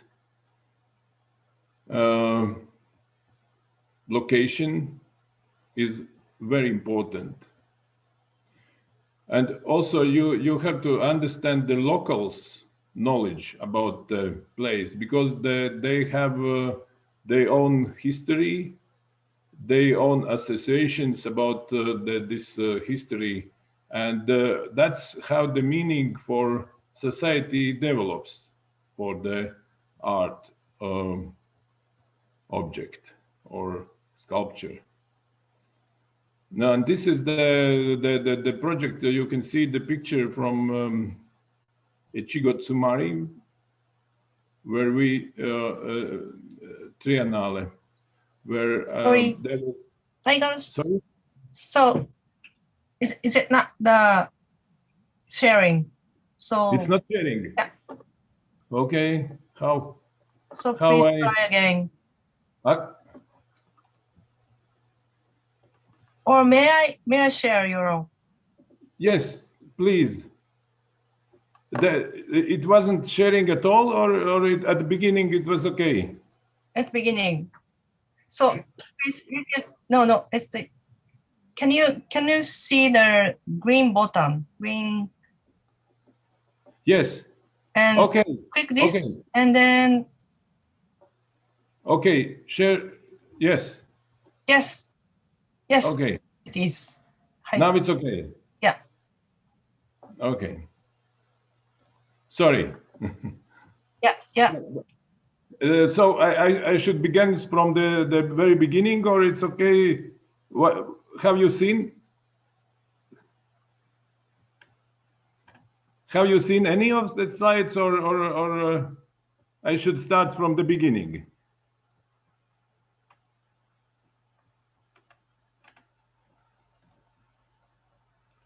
Okay. Like this.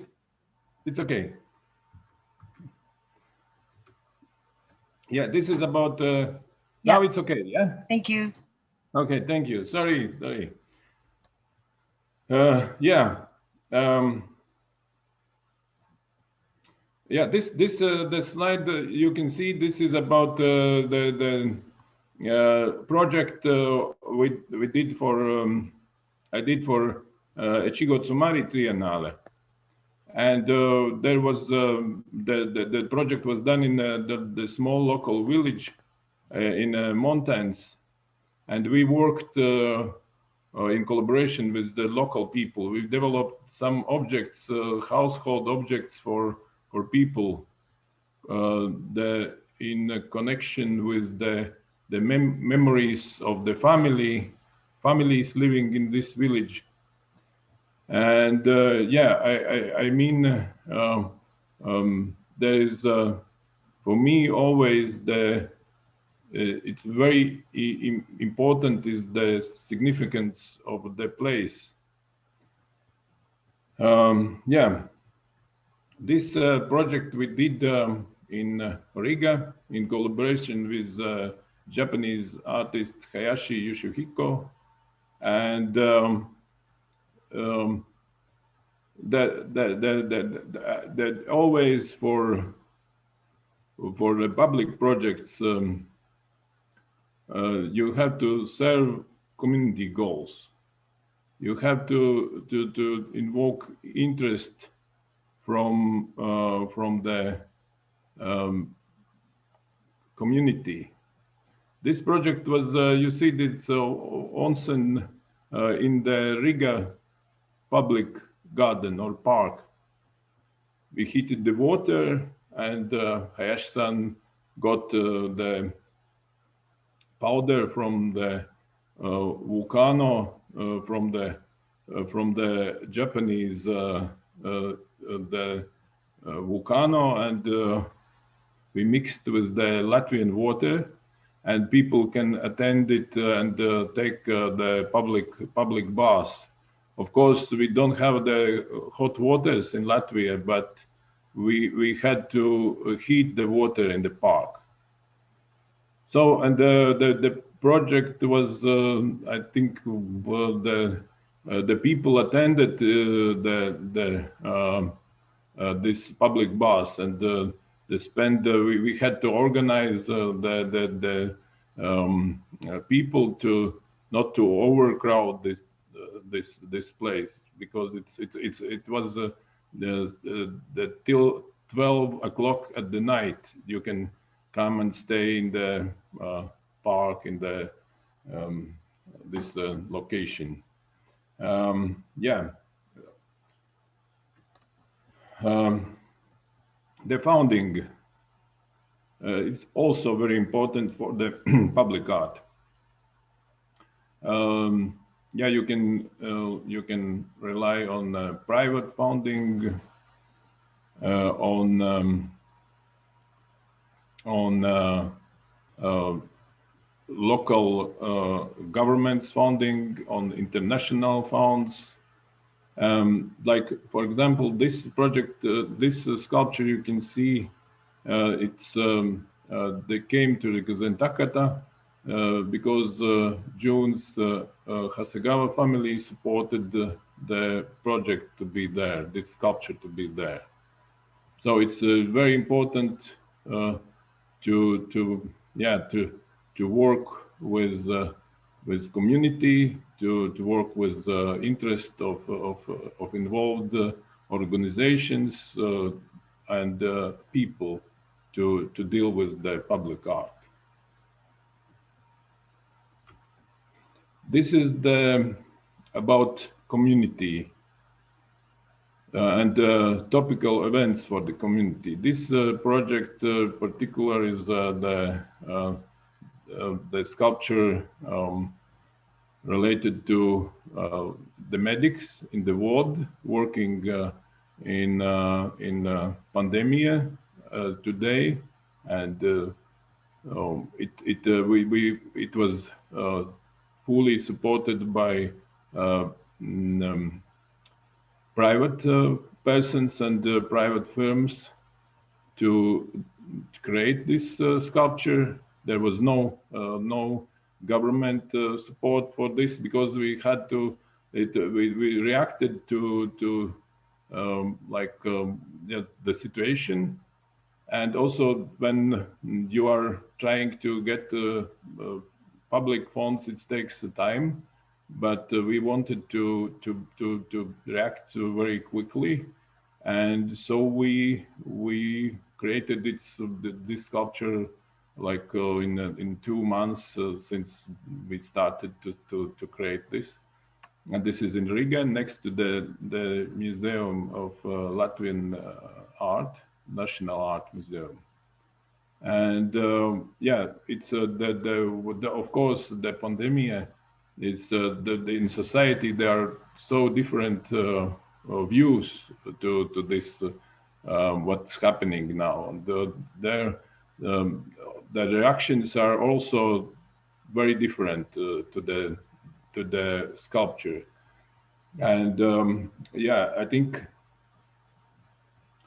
when you work with the public art and with the art which is the speaking to the issues which are everyone is touched by these events, then also you have to expect that not just one reaction. You have to expect all different kind of reactions on your work. And this is about the public art, which is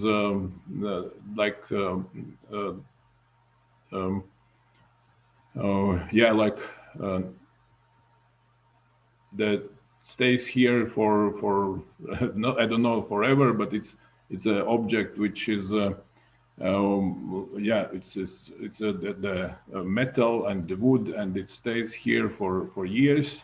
It's in a botanic garden in Riga.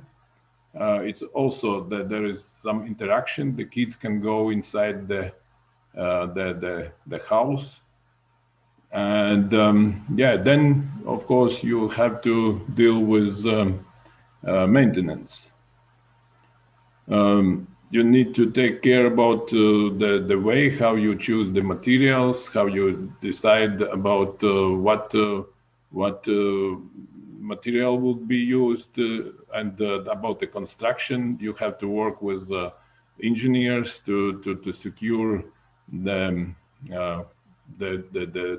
security questions, to be sure that no one will be hurt in this by sculpture.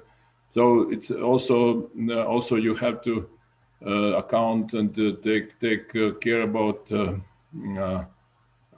maintenance, and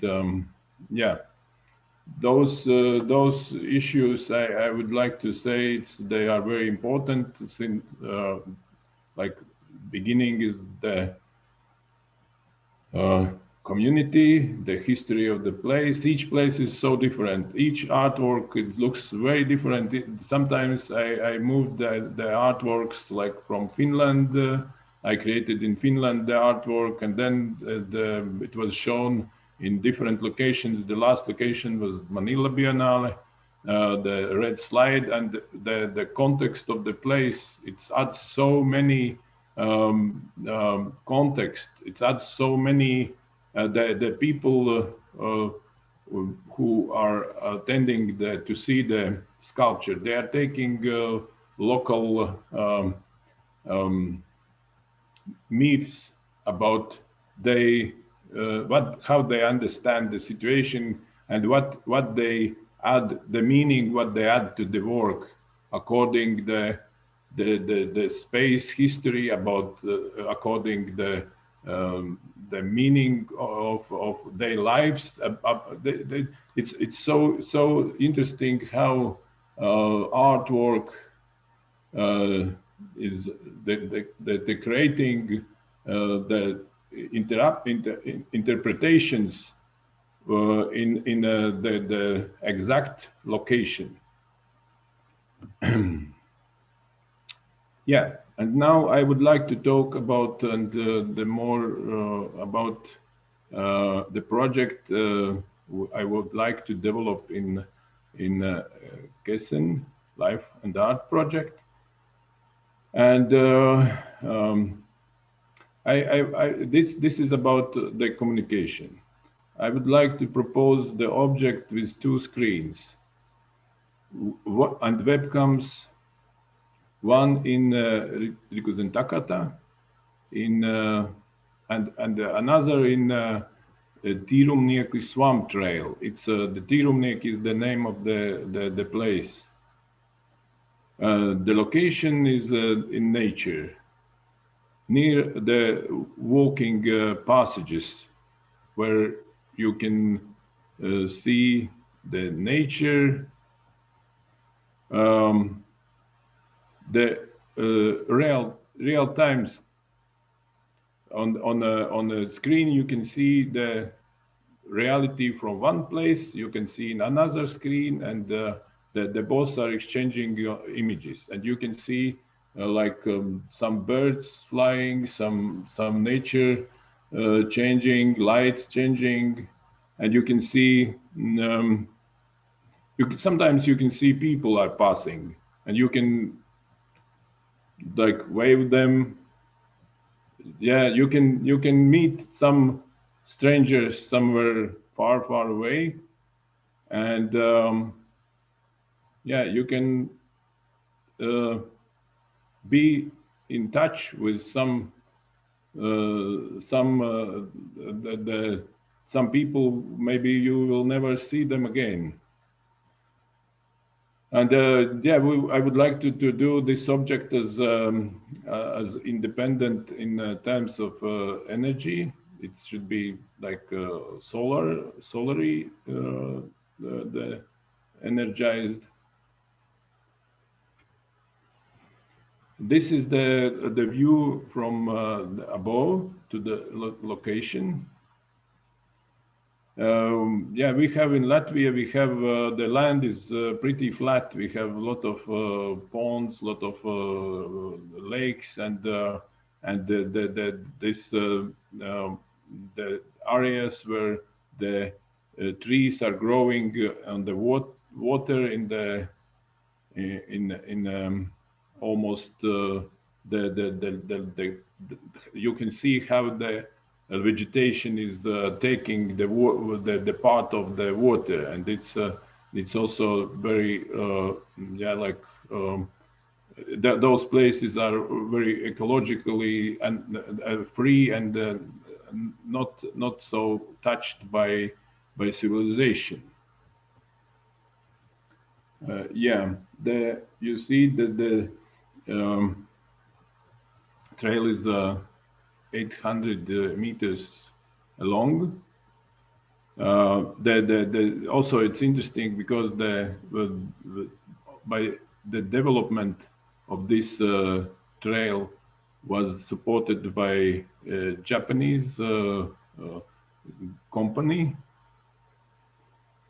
And yeah, you see the people can walk, and I think it's also related to our day situation, because the people in pandemic they cannot go to the public places so much. They cannot meet each other, and by being in the apartments, it's pretty yeah, hard for psychological conditions, and it's so good. We are also with my family. We are sometimes going outside to the nature, and it's the way how you can calm down your mind by being in the nature, by seeing that something really beautiful.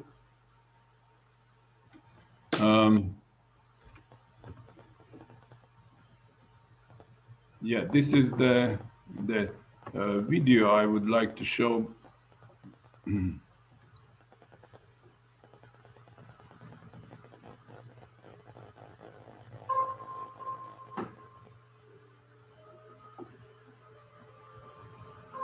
Latvijas skaistums ir tās daba.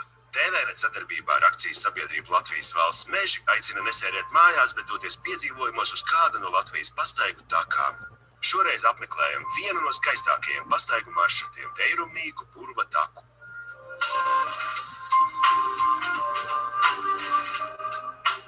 Teirumnieku purvs ir daļa no Lubānu mitrāja lielā plašuma. Šeit interesantiem atklājas purva augu vienreizība un rodas skaidrība par to, kā izskatās asinskārās rasenes un kā nogatavojas vitamīniem bagātās dzērvenes. Taka ļauj abrīnot teju mītisko purva ainavu un izbaudīt dabu visā tās krāšņumā. Takas platums nepārsniedz 60 cm, tāpēc bērnu ratiņiem un cilvēkiem ar kustību traucējumiem tā nav ieteicama. Takas garums aptuveni 2 km, un tās izstaigāšanai būs nepieciešama aptuveni stunda, bet nesteidzies. Teirumnieku ezera krastā ir izveidotas 3 atpūtas vietas ar skatu laukumiem un skaistām peldvietām. Purvi ir īpaša vieta. Atbrauc uz šejienu saulēktā un ieelpo purva miglu.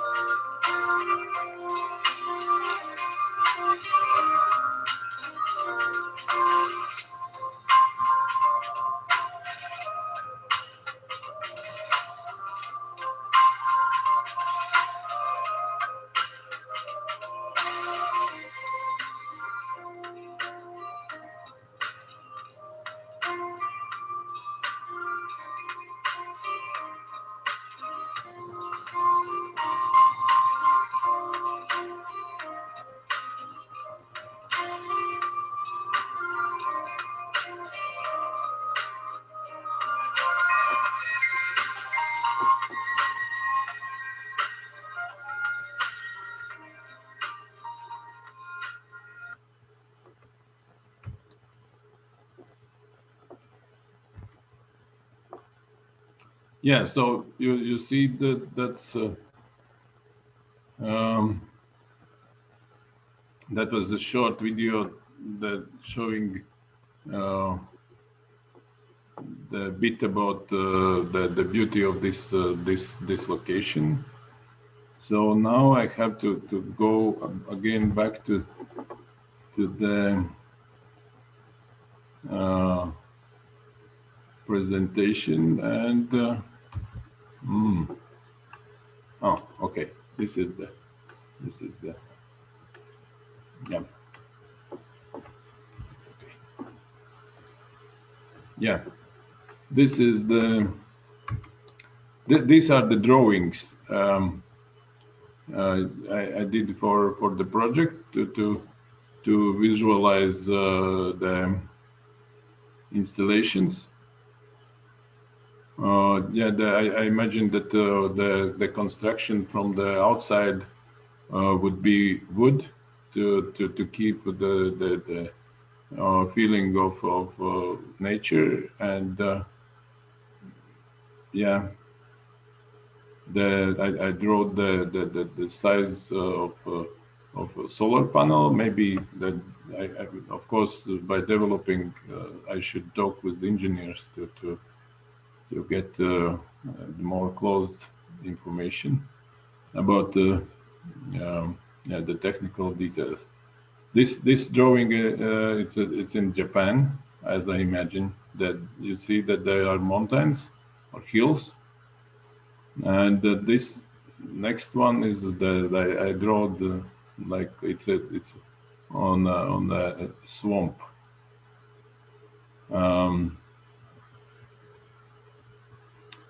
Yeah, there you can see some combined images from Japanese hills and from the Latvian landscape with the very flat terrain.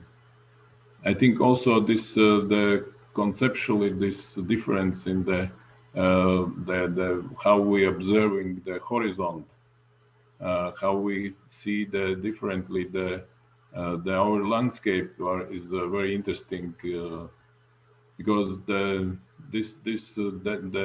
place where I live we don't have any mountains. Everything is flat, and it's that you can see the horizon all over all the time. Yeah.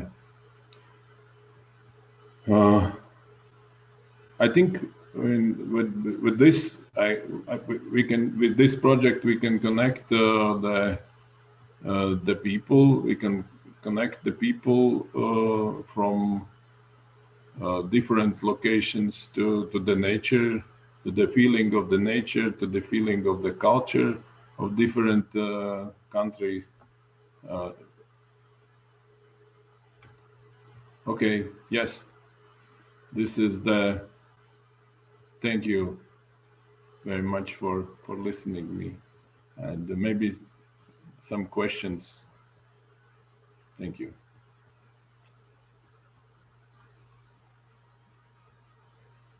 はい、ありがとうございました。そうですね。今、もうちょっと時間がありますので、何か、今、ズームに参加している方もそうですし、もしライブを見ていただいている方は、チャットの方に書き込んでいただけますと、ご質問にお答えできるかと思いますので、もし何かありましたらいかがでしょうか。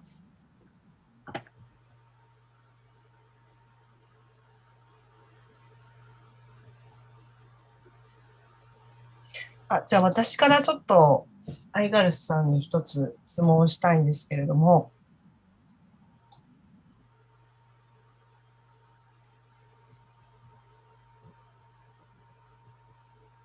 リガで作った医療従事者の、彫刻があったと思うんですけども、すごく、状況に対して、ものすごく速いスピードでこうしたっていうふうに、お聞きしましたけれども、それに触れた人々はどんなふうな反応をされてましたか？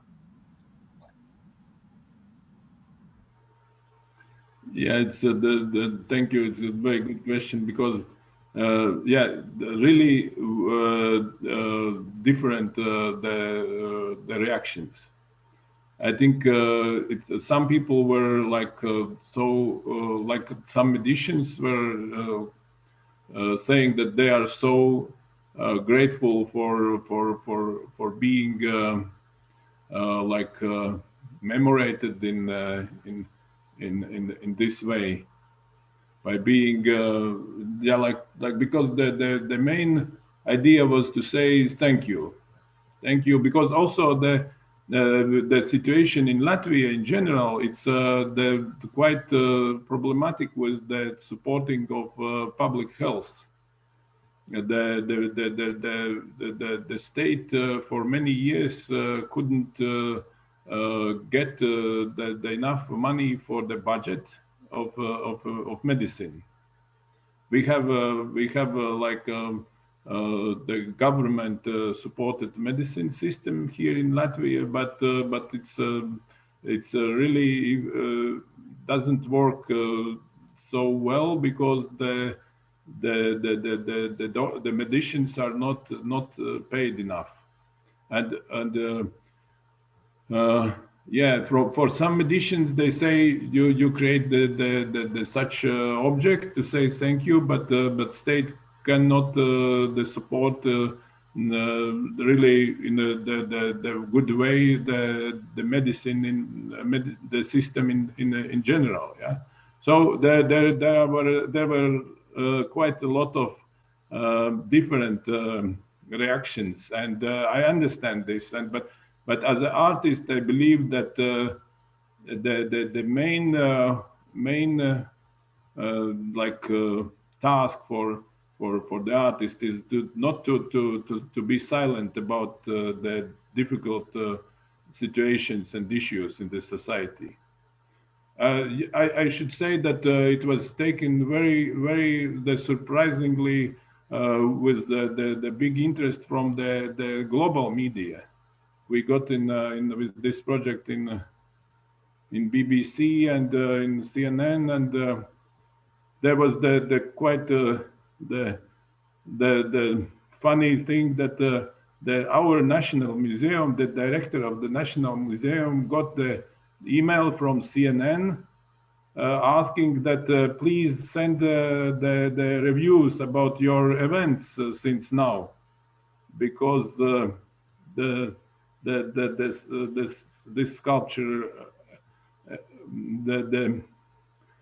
attracted the attention of this media. That's also quite significant. Yeah, but really it's really very how to say, yeah, the diverse reaction, because the in society are very diverse view on medicine and on this situation with the public health care.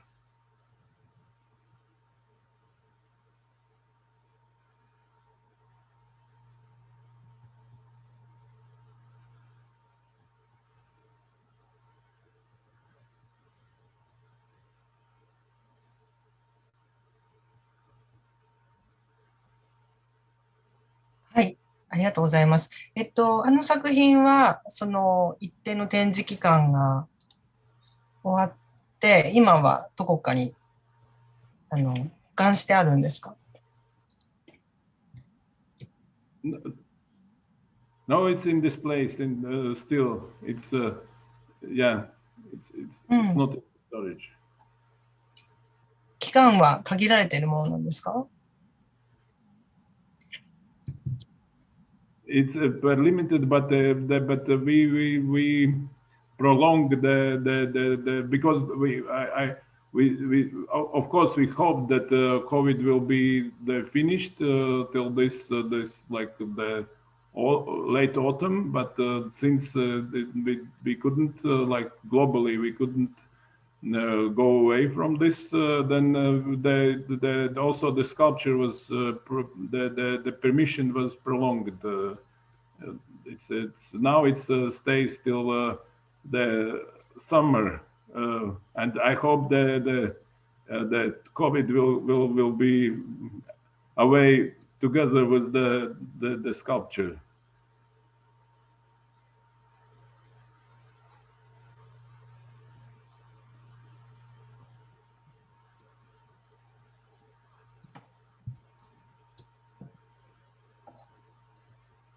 はい。ありがとうございました。すごく、これから、本当に特に去年はコロナ禍でパブリックアートについての、いろんな動きが世界中にあったと思うんですね。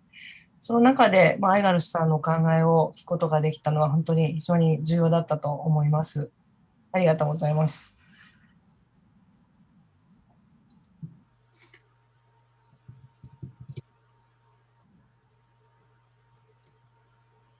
Thank you.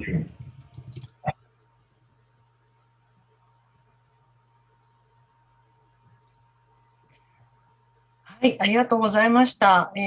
それでは、3人の、プレゼンテーターの方、そして、通訳のお二人、前半、の時間、ありがとうございました。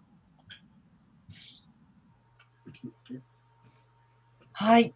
それでは、今から10分の休憩を挟みまして、この後は、これまでの、参加アーティストたちの今、数名が参加してくださっておりますので、そのメンバーたちとの、オープンディスカッションという形で、後半を進めていきたいと思っております。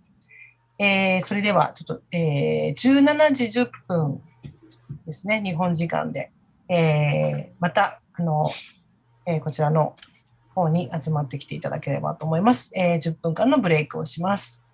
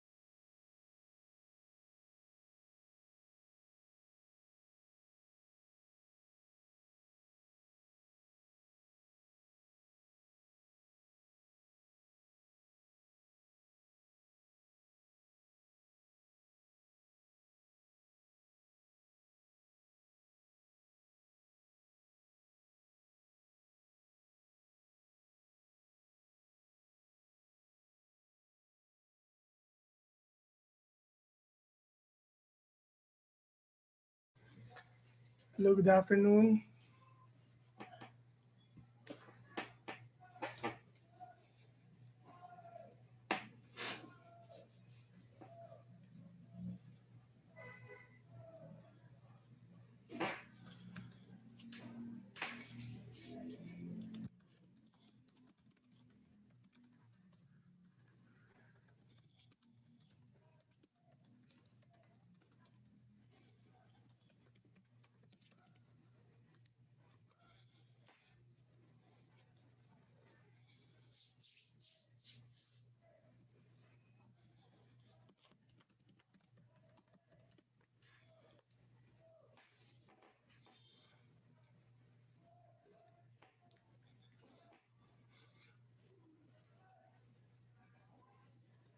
How are you, Igars?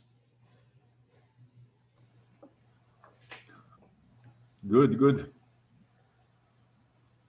Happy to see all of you. We're still live, I think, in the YouTube. Maybe some other people can also show them themselves. I like your the novel or story. That it's very touching. And I remember this the hunter's place. Yes. So we still have a minute before we formally start, but I think we can also show ourselves, especially the previous Rikusan Takata artist in residence. Yeah, I see. Ozzy. Ozzy is here. Hi. Who is sharing? Maybe we can stop sharing so we can see each other. Or So, coming, Kon-san, Atsuko-san, and Shonet, and Hayashi-san, Yasuhiko. はい、林です。Hatsuko-san. Oh, Ah, Hayashi-san.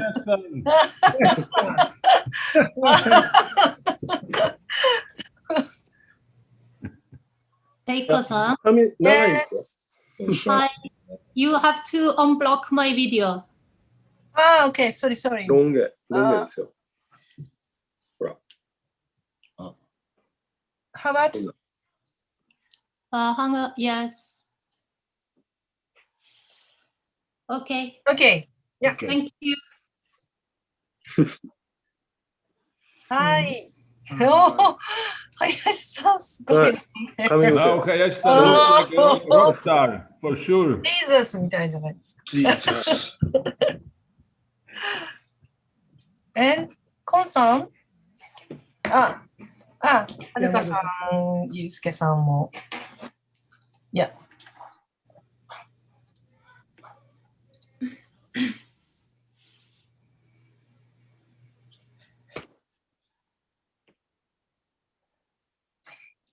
Hello everyone. Good afternoon. Hello. We're still live, right? してます。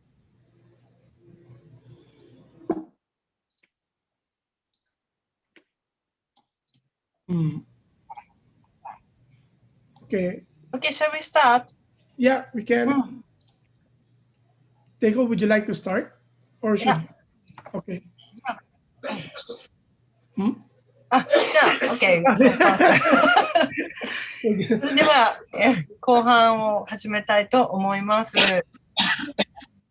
今、画面にですね、ずらっと並んでおります。今回の、参加アーティストから、それから2013年から続いているこのレジデンスにそれぞれの都市で参加してくださったアーティスト、リサーチャーの方の中から一部の皆さん、今日は本当お忙しいところ集まってきてくださってありがとうございます。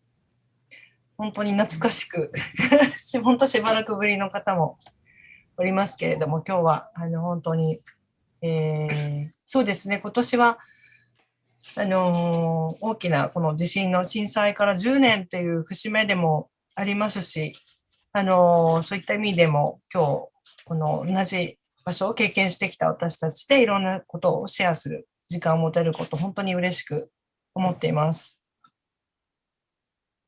はい。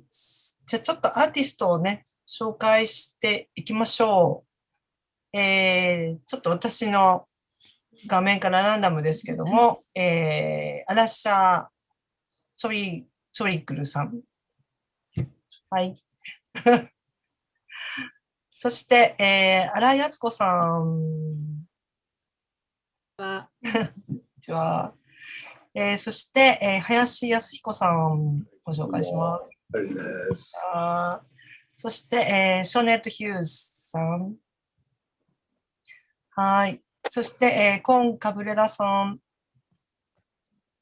はい。そして、明日、プレゼンテーションをしていただく、山田遥さん。で、先ほどの、プレゼンテーションしていただいた、小牟田さんとアイガルスさんにも入っていただいて、ここからは、ジェミさんに、このファシリテーションをお願いしようかと思っております。よろしくお願いします。はい。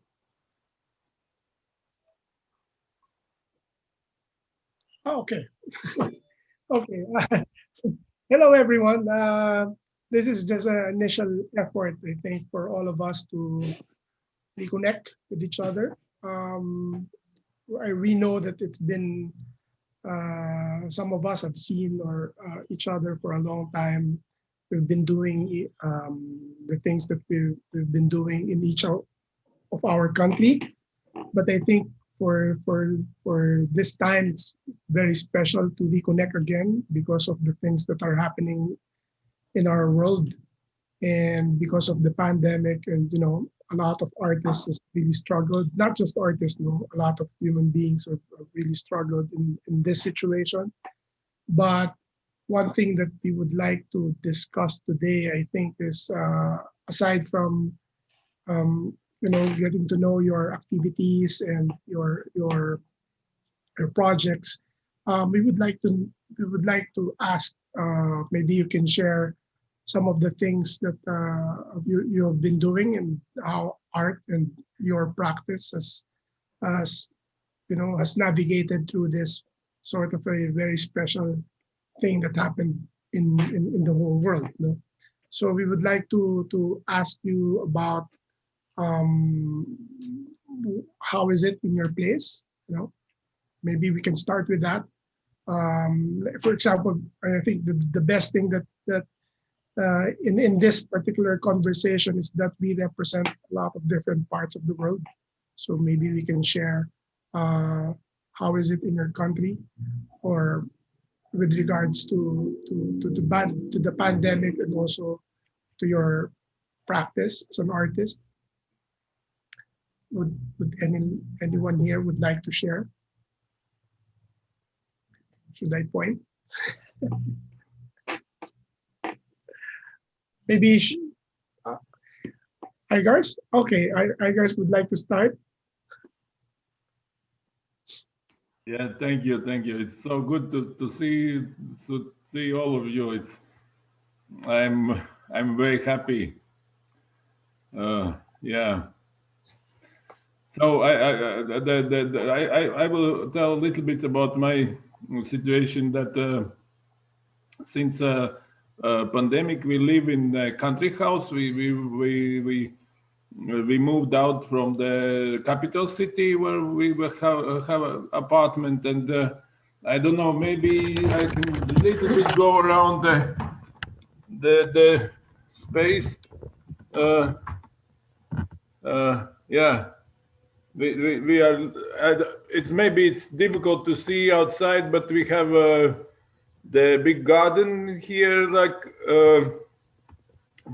Jason was there, and Teko-san also visited, and Haruka-san also. That I see that I would like to invite in the future, when we can travel, more of friends here, because also we are developing, that's by the side, but we are developing the the idea that we have the art residence program here in this manor house in the future. Yeah, but so the beginning of the pandemic was we moved outside to the country house. I liked the I'm teaching in the art academy, and so this the distance teaching is that it was big mess at the beginning, but now I like it because it's in some way it's you don't have to go to meet someone. You can stay in your workshop, and then you can go to the computer and meet the people in everywhere. Of course it's as a sculptor it's a bit difficult because normally you have to meet the students. You have to see the real object in 3D, and yeah, it's of course it's not the future for this, but since 2 months now, I'm deputy in the Latvian parliament, in the state parliament, because I'm quite active as in the discussions about always have been quite as an artist. I did the projects about social issues. And the one party invited me to be the part of the election team, and I was elected. And since 2 months now, I'm sitting in the parliament. Of course, it's like I like it, but of course it's a pity that I'm losing the time for my art. And this is but it's very interesting experience for me as an artist and as a human. So like that, the feeling in the society is very it's tensing. It's the people are unhappy with the restrictions. Then I don't know how in Japan or Philippines, but we have now quite strict, like people cannot meet with the family members. We have to stay alone, and the police is allowed to stop the car and check if you are from different households.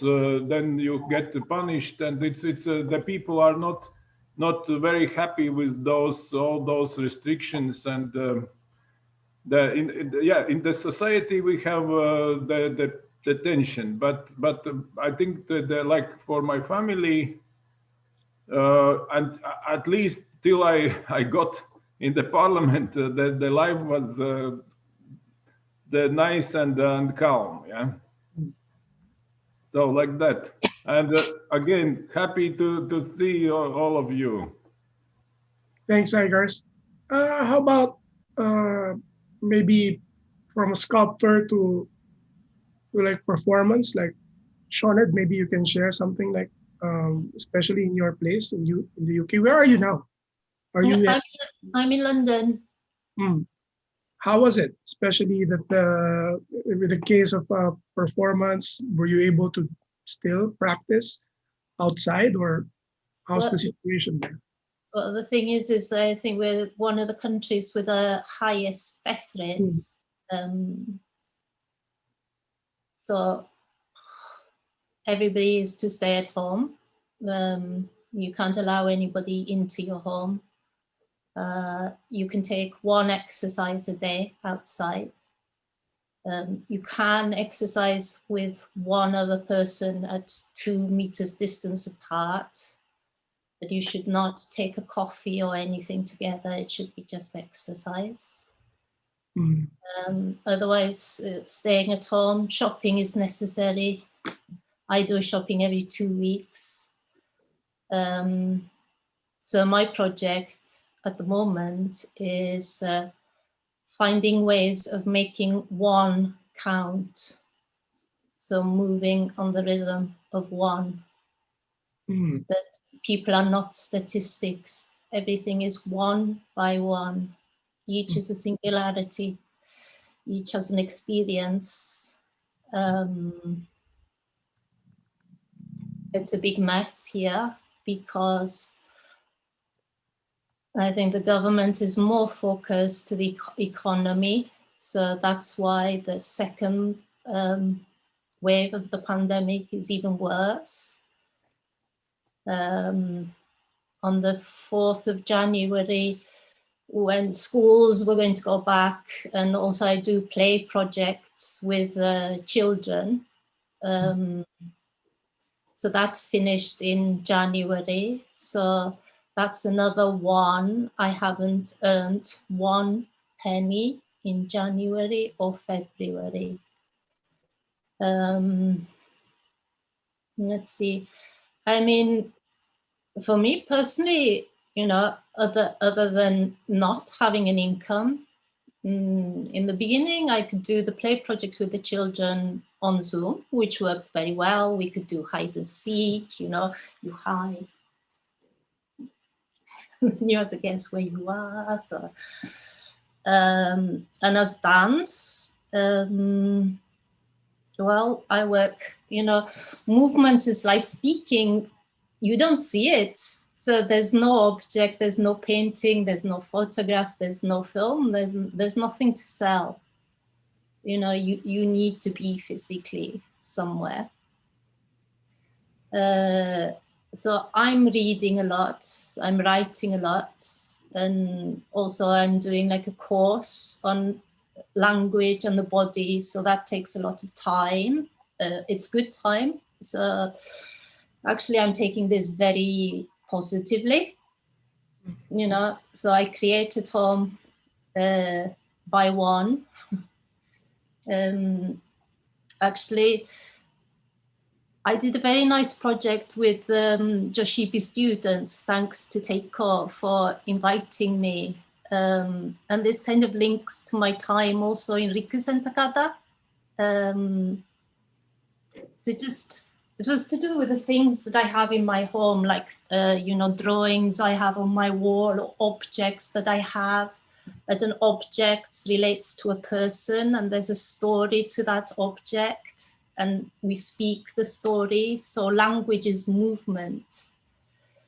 So I liked reading Naoya Hatakayama's writing about Rikusen Takada and, you know, the Matsubara, the 70,000 pine trees by the sea, how that is in people's memories, and the what is it, the miracle pine is more of a conceptual, it's a concept of hope for the people of Rikusen Takada. And then he talks about a woman from the mountains, his mother from the mountains meets a man from the river. And this comes from, there's an old tree that's still in Rikusen Takada, a real tree. It's a walnut tree and it has a name, the Onigurumi. It's kind of very popular. It grows a lot in Tohoku. So he talks, you know, so a tree in itself brings a kind of a memory or a story. He talks about opening doors on memories and you can close them. But when the door opens and you cannot close it, that's trauma, because you're stuck in the moment of the trauma. So I thought I wanted to introduce something that I have here.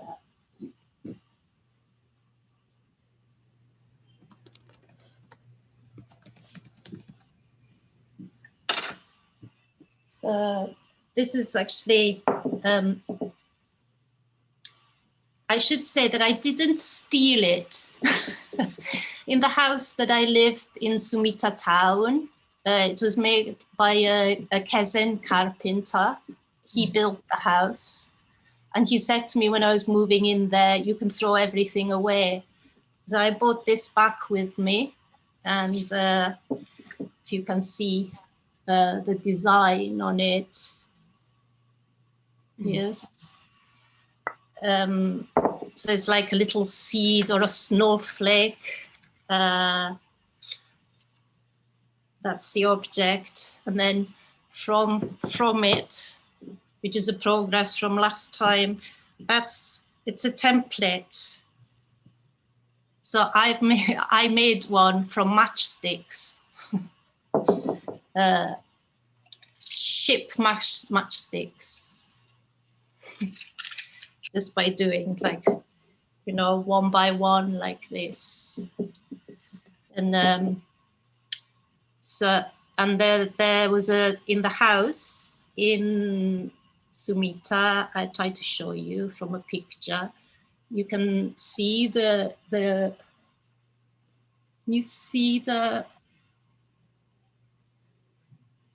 little, yeah.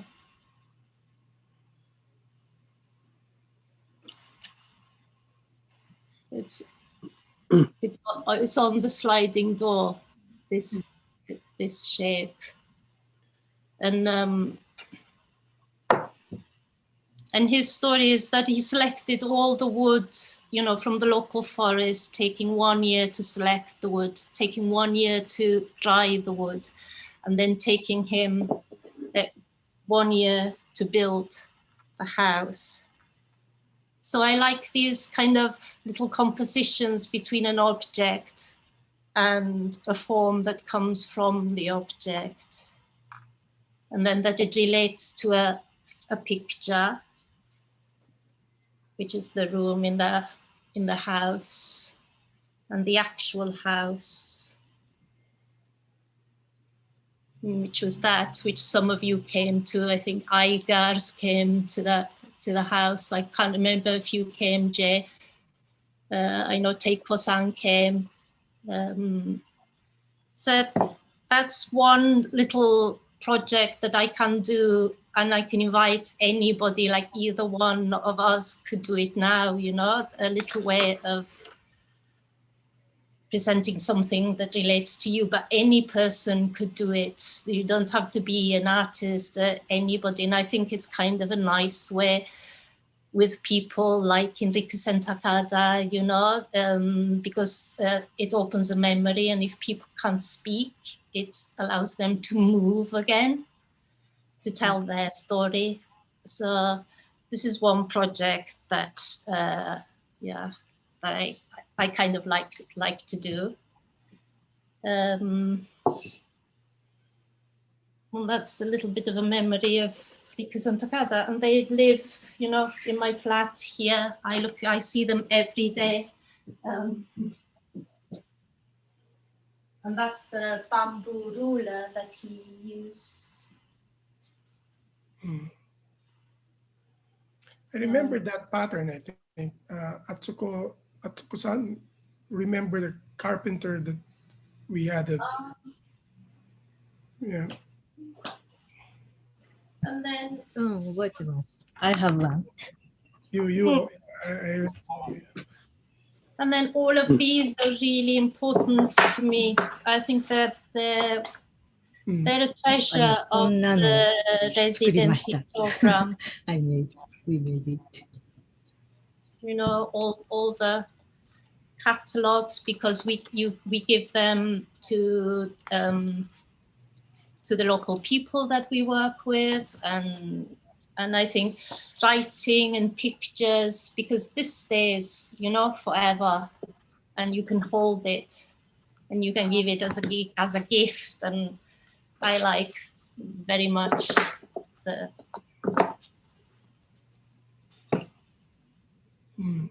Thank you, Shonet.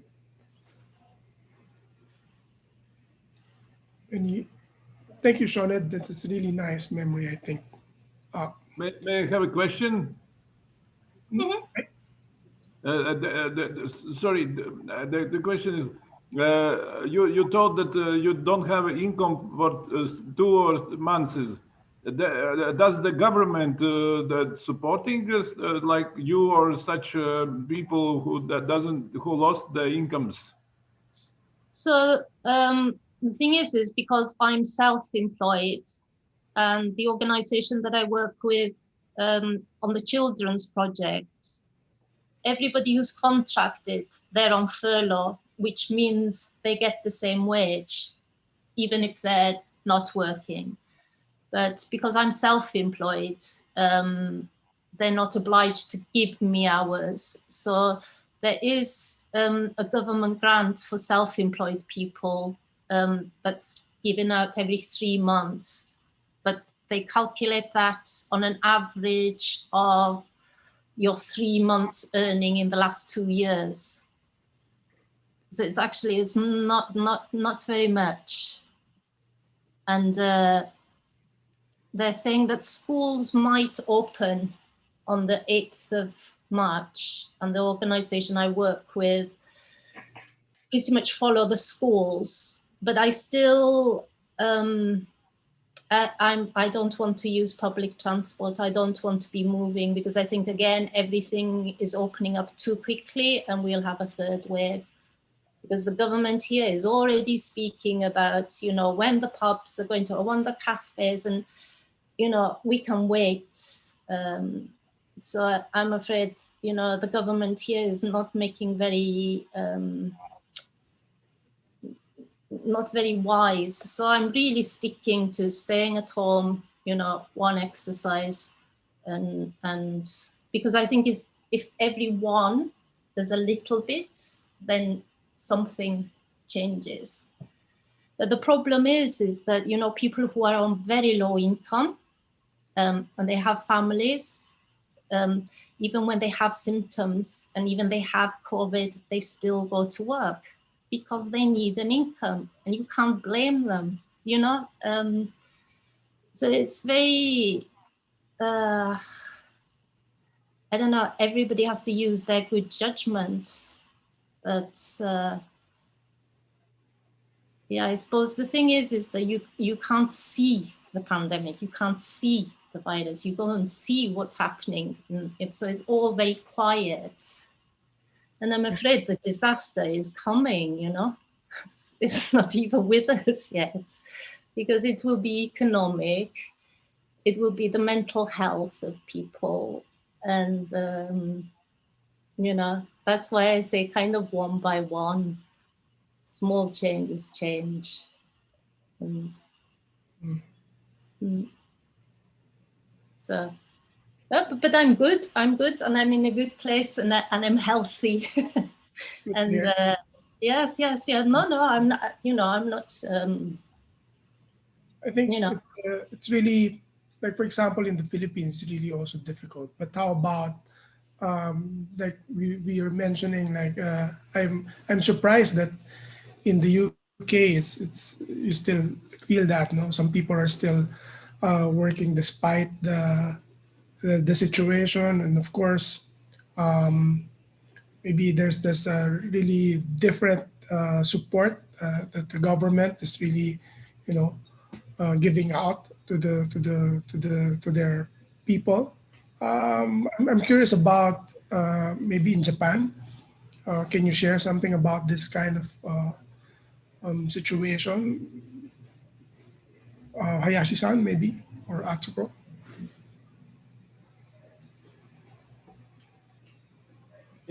僕が喋るということですか？はい。僕のプレゼンテーションですか？さん。はい。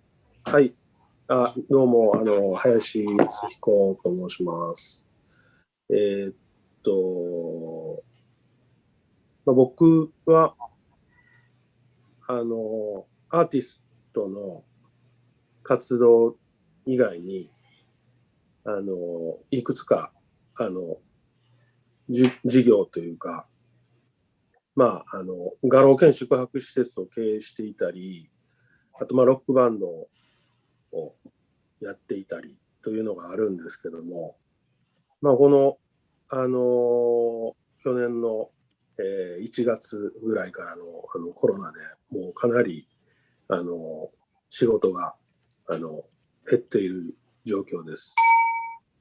で、具体的には作家活動の方では Can I ask where he's based in Japan, please? Where in Japan do you live? Hayashi-san, where do you stay now? Where are you now? 私は今、京都にいます。で、続けていいですか？はい。まあ、決まっていた展覧会が、全部コロナの影響でなくなりましたし、あと、海外、パリとか、上海とか、いくつかの、アートフェアに出展する、作品を出展する予定だったのも、すべて移動制限のせいでなくなってしまいました。で、青春画廊という画廊兼宿泊施設を京都で2軒経営しているんですけども、そちらの方はもともと京都には海外から人がたくさん来ますので、そういう人たち向けに結構スペースを運営してたんですけども、今ほぼ海外からの移動制限のせいで、海外から京都にお客さんはほとんど来ませんので、そちらの方も結構厳しい状況です。で、バンドもですね、いくつかライブがすでに決まってたんですけども、それも全部なくなりまして、ただそのおかげで、結構作品を作る時間があったりとか、あと、そのバンドの方でもアルバムをですね、作ったりとかっていう時間が結構今までは結構忙しくてできなかったことが逆にできるようになっています、今は。はい。で、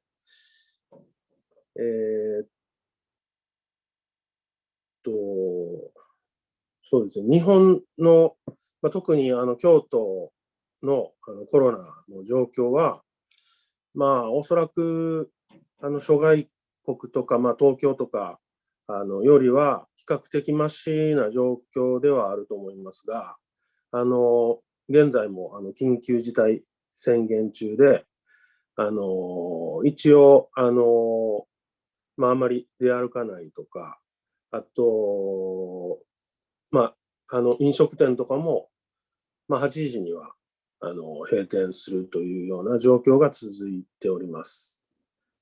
で、街を歩いてる人たちも、みんなマスクをつけて歩いていたりとか、あまり、人が集まるような場所に行かないというような状況ですね。はい。そんな感じなんですけども、いかがでしょうか。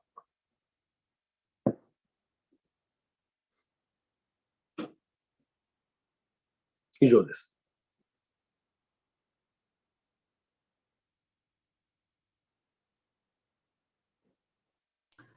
Sorry, but the restaurants are still open in the midday. はい。朝から夜8時までは営業しても良いということになってまして、で、8時以降は持ち帰りですね。テイクアウトですか？だけの営業です。レストランは開いております。ただおそらくお酒を飲んだりとか、夜遅くまで営業していったような店はかなりダメージを受けていて、その分1日6万円ぐらいの補助金が出ているようです。で僕の方も収入がほとんどなくなっている状況なので、今までは作品のセールスと、あと、まあ、その画廊兼宿泊施設の収入ですね。で、生計を立てていたんですが、まあ、それが両方ともほとんどなくなっていますので、まあ、政府の補助金とか、あと、まあ、文化、芸術関係の助成金を取ってなんとかしのいでいるという状況です。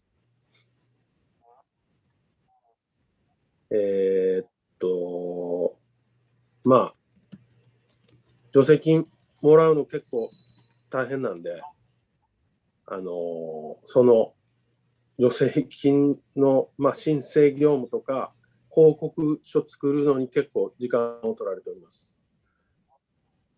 以上です。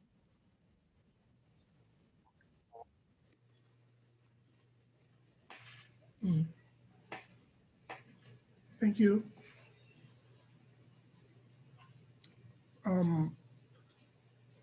Does anybody want to go next? Atsuko-san? はい、私は、いや、日本語でいいですか？私は、かなり田舎に住んでいまして、なんかこう、ちょっとそこで、京都から、京都の北部です。京都の町から100キロぐらい北に行った、福知山と舞鶴の間に住んでいます。こう山があって川があってっていうところに、静かなところに住んでいます。で、仕事をしているのは、福知山って、まあ、地方都市ですね。ちょっと小さめの地方都市で、まあ、アーティストをやりながら、小さい、美術館の嘱託職員で週4日ほど働いています。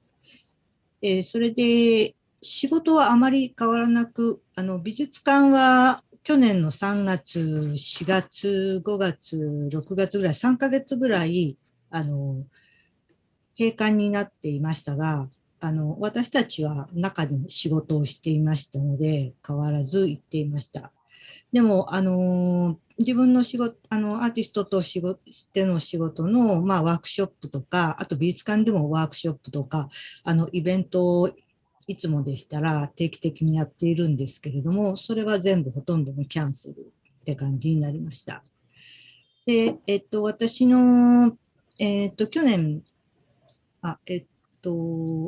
前バルセロナに住んでいて、まあ、今地元に5年ぐらい前に帰ってきて、ここに住んでいるんですけれども、地元で、今年ちょっと大掛かりな展覧会を、今年じゃない、去年、やる予定が、延期になって、春頃にやる予定が、まあ、秋に延期になりました。でも、まあ、都会ほど大きな、ダメージはなくあるんですけれども、都会に比べると随分とリラックスした感じで、美術館も6月からオープンして、で、コロナの、感染者は出ていたんですけれども、一応、対策を取りながら、入場制限とかをしながら、オープンはしていました。それと、大河ドラマというテレビのドラマの、関係で、観光客がいっぱい来ちゃったんで、街としては閉めたくない、閉館したくないみたいな感じで、なぜか、コロナなのに人がいっぱい来ているっていう状態がこの間まで続いていました。もうこの間、大河ドラマが終わったので、ちょっと静かになってますって感じです。で、私のプロジェクトは、こういう感じの時なので、ちょっと何をしようかなとか思っていて、ちょっと自分のプロジェクトの話、ちょっとしてもいいですかね。こんな感じの、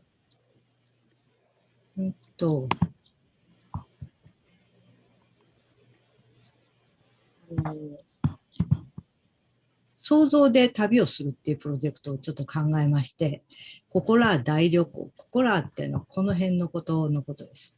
この辺りで大旅行をしてしまう。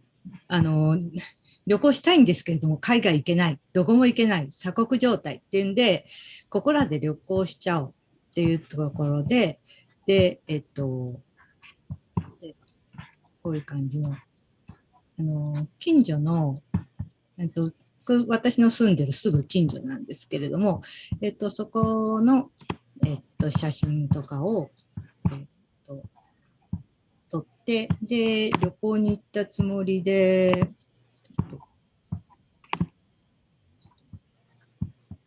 旅行のポスターにしたりとか、それから、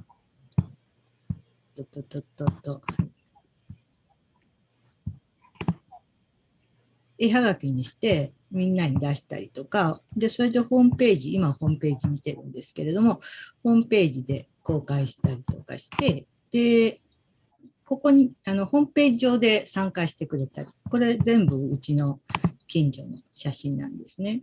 それを、これですと、ハンガリーのブダペストに行きましたよ、みたいな絵はがきを書いたり、ブエノスアイレスに行きましたよ、みたいな絵はがきを書いたり、で、皆さんも参加していただいて、参加者の方が送っていただいたはがきで、ドイツの南部にやってきましたとかね、そういう皆さんも参加できる、リアルでも参加できるし、バ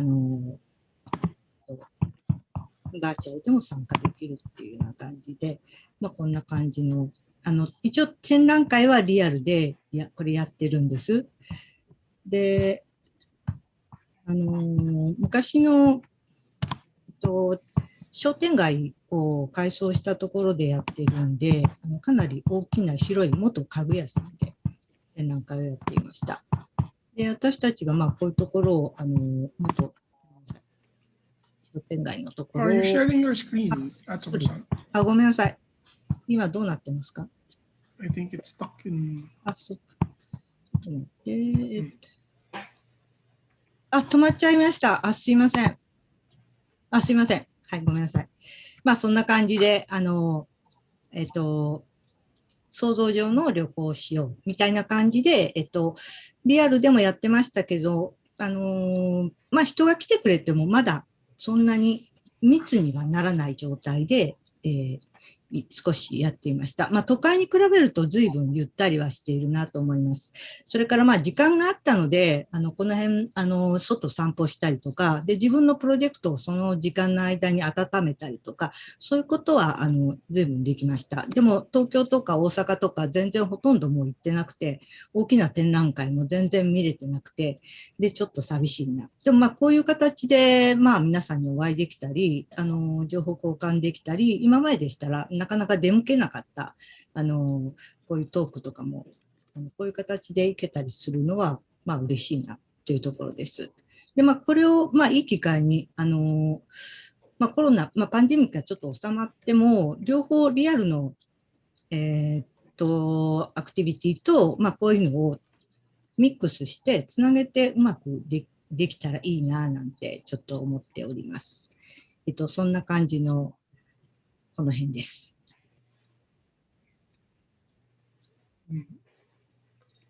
Thank you, Atsuko-san. はい。We'll just run through with other participants first, then we can maybe Con can share something that maybe Con is also a teacher, so and she has been doing a lot of projects as well, and I think she can also relate to Sean and sometimes you work here independently as well as a freelancer, but then there's a idea of incomes also somehow has been slow paced as well, as Atsuko-san also mentioned about slow paced, being in slow paced. Con, can you share? Then maybe after Con will be Ozzy. Tuesday. Hi everyone. Happy to see you. Hi. So of course Philippines is a third world country and we all know that. We are last in the list.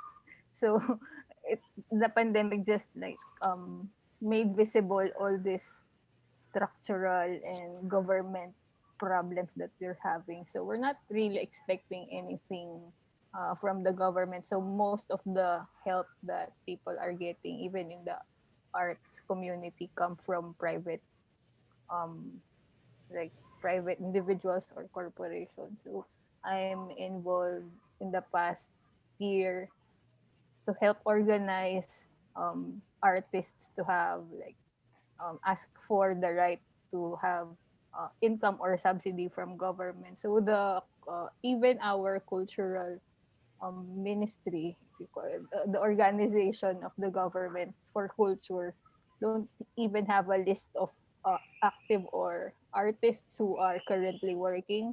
So as an independent artist, I had to team up with other friends to help that institution come up with a list of names of artists or list of practitioners whom they can extend the government help. So we have like months and months of no income.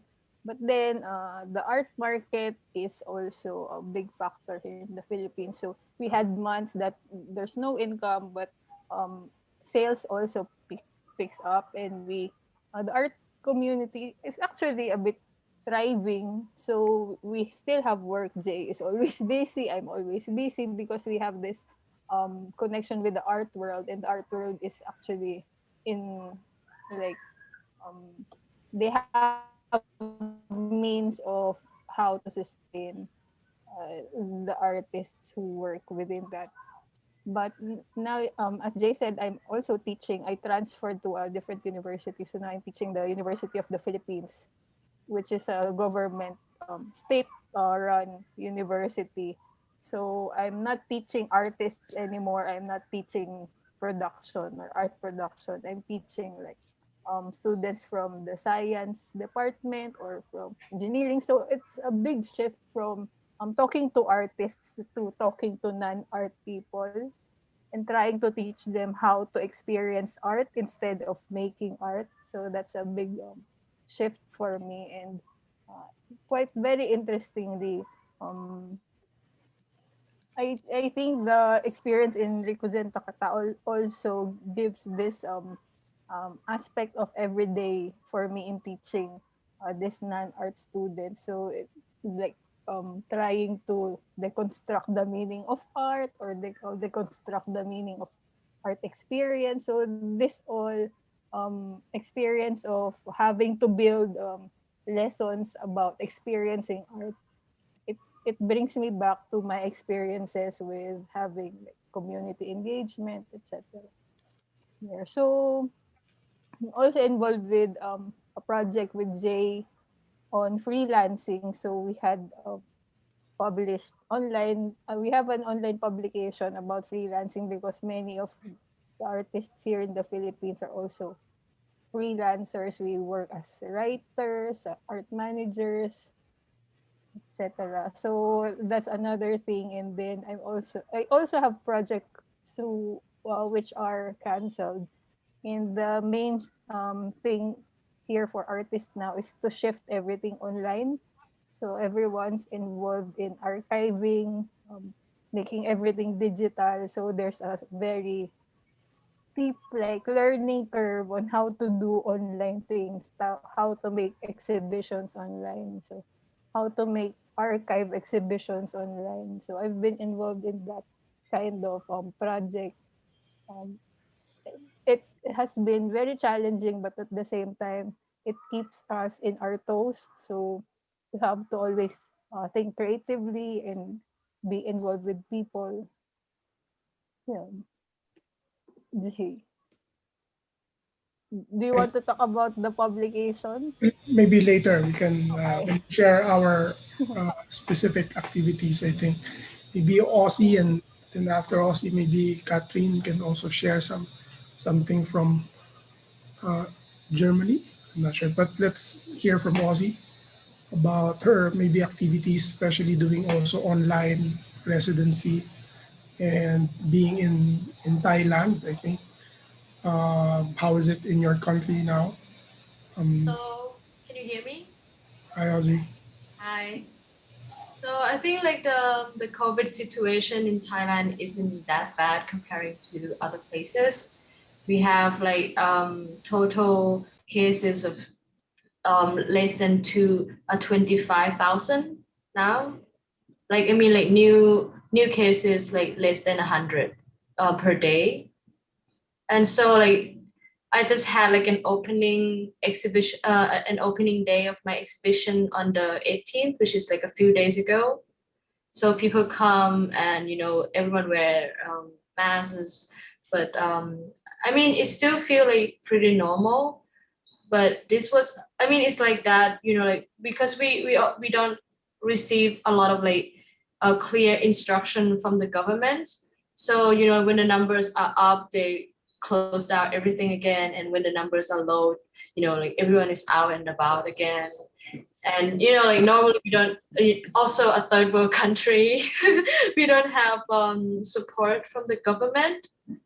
There are like programs that the government offers to pay like half whenever you go like eat at the restaurant. Like you pay half and the government pays half, but you have to register for that. And I think like the registration system, it didn't really work.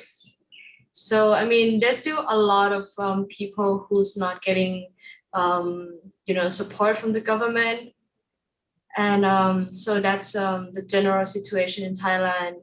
And because the political situation in Thailand is also it's going on like quite a lot of things are changing. Actually today we have a protest as well, and I probably will join later this evening.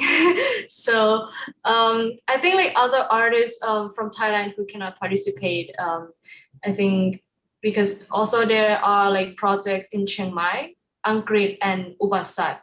They are there and they're doing the project. It's called Art for Air, because the pollution in Chiang Mai in the north of Thailand is very bad. Also in Bangkok it was bad like a few days ago, but it's getting like worse every year and it's getting longer every year. So that's so they're participating in that kind of like project as well.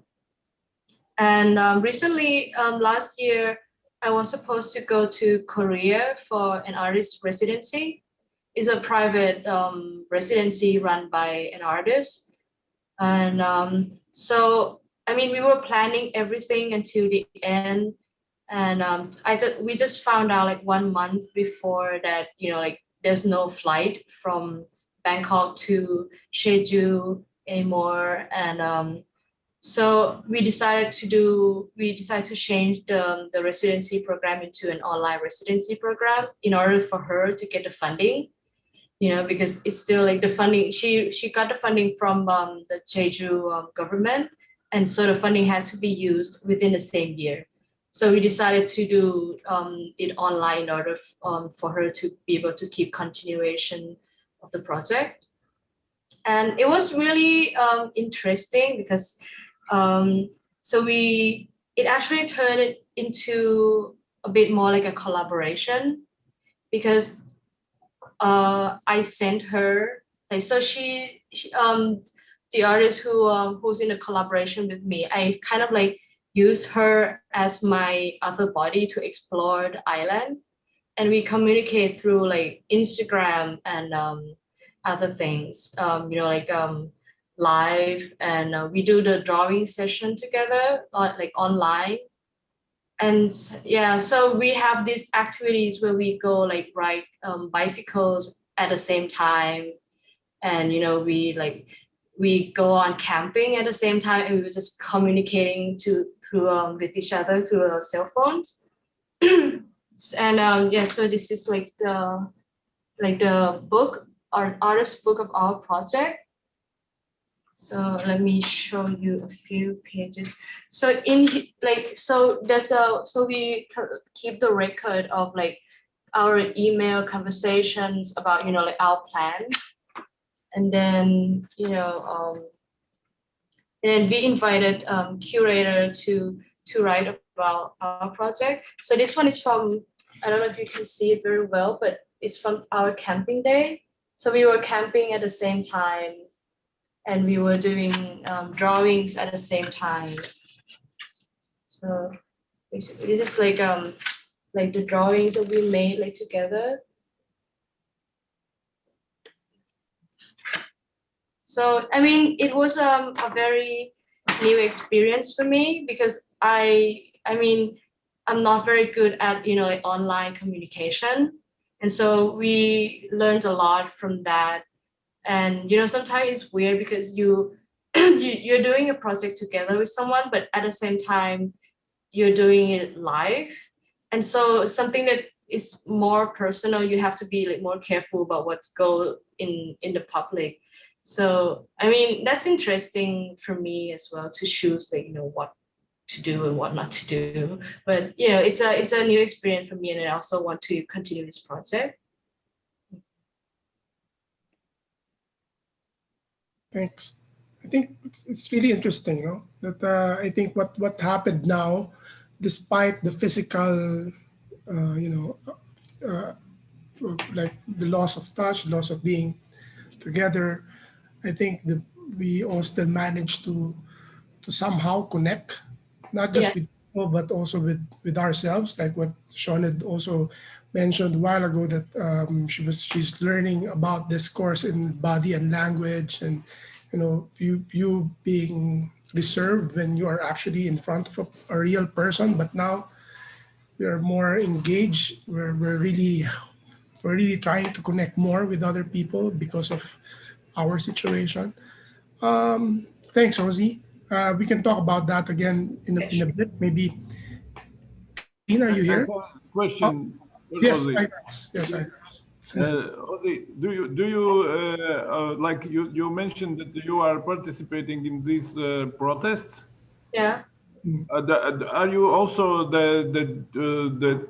I mean, are you creating some art related to those I mean processes, or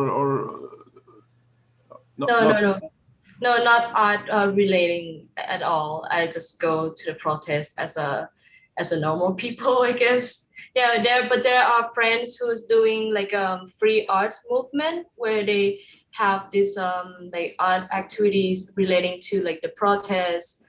Yeah.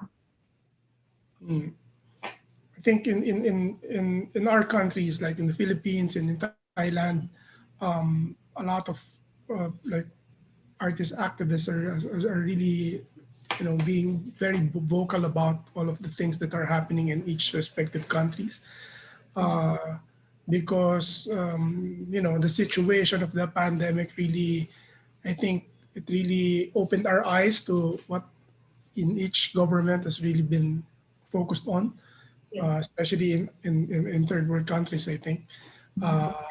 So a lot of activities like that also happens here in the Philippines, and a lot of artists, as human beings, as Ozzy mentioned, also participates. But a lot of artists, activists are very, actively stating this kind of ideas. Let us maybe, Kathleen, are you here? From Germany? Maybe, hello? Hi, Kathleen. Hi. Hello. Nice to meet you. Hello. Hello. Hi. You can share to us where you are, and I'm in Frankfurt, Germany, at home at the moment. And you want to basically know about the corona situation in the country, or everything? Anything. Okay. Well, we are in the second lockdown at the moment, and that means everything except shopping for necessities is closed. And so no concert halls, no theater, no movies, no exhibitions, no openings. So everything had to move online. And many people are really at the moment struggling because I mean, we are in a very privileged situation in Germany, I believe, because the government gave, in the beginning of the first lockdown, we had the possibility to get what we called New Start something project. I don't know the English translation for it. And that was good for small business, but not for solo like solo artists or solo people, because what they paid the government was basically like rent and facility money, but not the shortage of income. So people who maybe still had a lot of resources, they got more, and people who already didn't have anything didn't get anything. So that is a huge disbalance in this, well, quite wealthy country. And now they, in the prefecture I live in, we had a special fund for artists, and you could apply for it with a project, and then you got funding. And after that, they had a project where you could apply, and you would also get funding, but the strings attached to it, you have to document how you spend the money. That means just for research or archiving or going online, you cannot use that money because you cannot write yourself an invoice. So it's again an imbalance of how you get the money and how you are allowed to use it. So it's complaining on a very high level, because we do have the government feedback, but it starts that people are getting very nervous, and some people are at the end of their, we call it land post, because there is no money anymore to spend for a lot of artists, and there is no way how to start again. And I believe that many of the cultural institutions which are not mainstream will not survive. So the impact on society, I think, will be very big, because everything which is not directed by big companies will not have a voice anymore. Like independent cinemas, little music clubs, independent off how you call it, off stream galleries, I don't know the word, sorry. And so for myself, I'm trying to be quite strict with the isolation, since my private situation in my home, we have some sick people, and so we have to be very careful nobody tracks in the virus. And so I really reduced all my social contacts. You even allowed still to go out with somebody to walk or have some sport in a limited way. And one person can visit another house, but I try not to do that at the moment. So it's basically I'm between home and my studio, which of course is quite isolated, but now I'm focusing on work I didn't do before. So at the moment I'm thinking about touching and how we are infected or affected by not touching or being touched. So at the moment I'm doing work where I have to use my hands more than before, because when you draw or do something, you don't really use the hand. So at the moment I'm making works from ceramics. Every day one piece, 100 gram. I make one thing with my hands, and so the daily emotion goes into that piece because of because the daily, it's like a measurement of time, but also a measurement of emotion. So each piece represents one day, and also each piece represents the emotion of that day I had. And on the other side, of course, I try to upgrade my homepage and do all these online things, but as you probably all know, it's long and tiring and lonely, but otherwise I'm in a good mood that with all the vaccination now going on, that maybe in half a year or maybe in a year, we will all be again able to travel again, see each other again, yeah, and show the work we produced during this lockdown if we are still making work. That's it. Thanks, Katrine. Really nice to hear that. I think one of the things that a lot of us here, as artists or as creators or part of not just our job is, we try to how to maneuver in this or navigate through this pandemic is to really go back to our own, self, our Yeah. this and I take it slow, being slow paced, do it one day at a time. I think as individuals, we are more observant of the things around us, especially now. Yeah, it's nice to hear that, Katrine. Anybody else like June?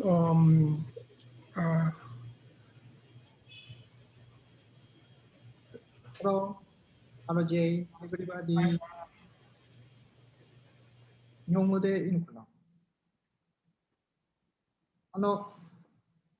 陸前高田で、陸前高田エアーのコーディネーターを2013年から6年半務めて、で、去年の4月から自分の宮城県の塩釜市に今戻ってきて、今、ここにある塩釜市杉村純美術館というところの学芸員をしています。それで、もう帰ってきた時には、もうすでにコロナが始まっていたので、陸前高田のエアの時は、まず新東日本大震災というものに向き合ってアートのコーディネートをしてたんですけど、帰ってきた時に今度はもうすぐにコロナで、もう美術館自体も5月の中旬まで閉館していたので、次はコロナかなんかすごいこう自然災害っていうのにいよいよなんか縁があるというかっていうのをすごい感じました。で、美術館自体の活動としてはすごい地元の小さなローカルな美術館なので、基本的にはその地域のためにやっているプログラムがほとんどで、地元の写真展だとか、あとは子どものための絵のコンクールをしたりとか、あとは地域の仙台とか、この辺周辺のゆかりのある塩釜にゆかりのあるアーティストのコンペティションで若いアーティストのサポートプログラムだったりとか、なので基本的には5月中旬くらいになって我々のその決定としては大きなイベントを開くのでなく、集客をするようなものでなければ通常通り地元に対してその活動を再開していこうというので開館して、でももっとやっぱりもともと通り計画していたようなプログラムはやっぱりできなくて、もうなるべくその人が密集しないようにだとか、あとはなるべくその地域の人にために楽しんでもらえるようなプログラム作りっていうふうにはすごい変化させたと思います。あと個人的なアート活動としては、自分はもうほとんどそれほどアーティストとしてすごい活発に活動しているわけでももともとなかったので、やって年に1回展覧会をしたりとか、年に2回、多くても年に2回ぐらいだったりするので、それほどアーティストとして何か特に自分が打撃を受けたっていう感覚は一切なくて、なのででも J さんが企画、本当は去年の8月に J さんがマニラでその陸前高田エアーの今まで関係してきたアーティストを呼んで展示をしようっていうので、それができなくなって延期になって、でもそれに向けて自分も作品を作っていたっていうこともあったから、なんかもったいないなと思って、それでちょうど今美術館の自分のそのディレクター、美術館のディレクターが、塩釜でギャラリーも開いているから、それで、こんなそういう経緯、自分たちがマニラで展示をする企画があったんですけど、結局それも延期になってしまいましたっていうことをお話ししたら、じゃあ塩釜でやったらいいんじゃないという、ギャラリー貸してあげるよっていうようなお話があったので、それで J さんに相談して、同じようなコンセプトで展覧会を一緒にしないっていうので、実は今展示をしています。今の画像の共有してみせたいと思います。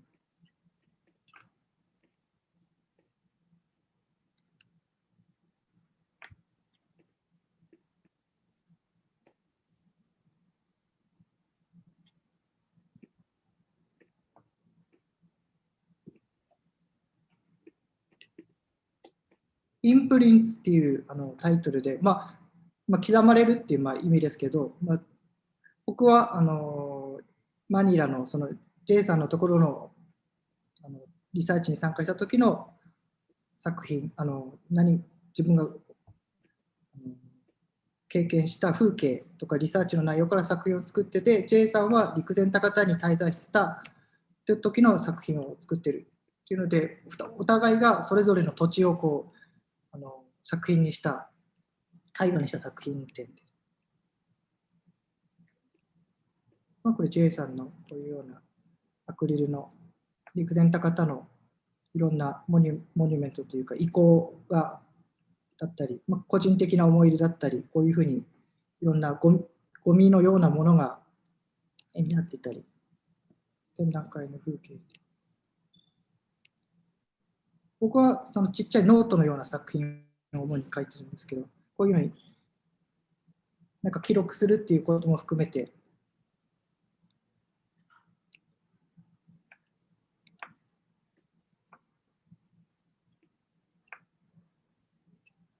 なのでこういうふうに自分の活動が計画してた展覧会がまた違う形にはなって、それもコロナの影響で なったんですけど、自分らのできることの中で、関係性の中だったりできることをやろうかなっていう感じでは続けています。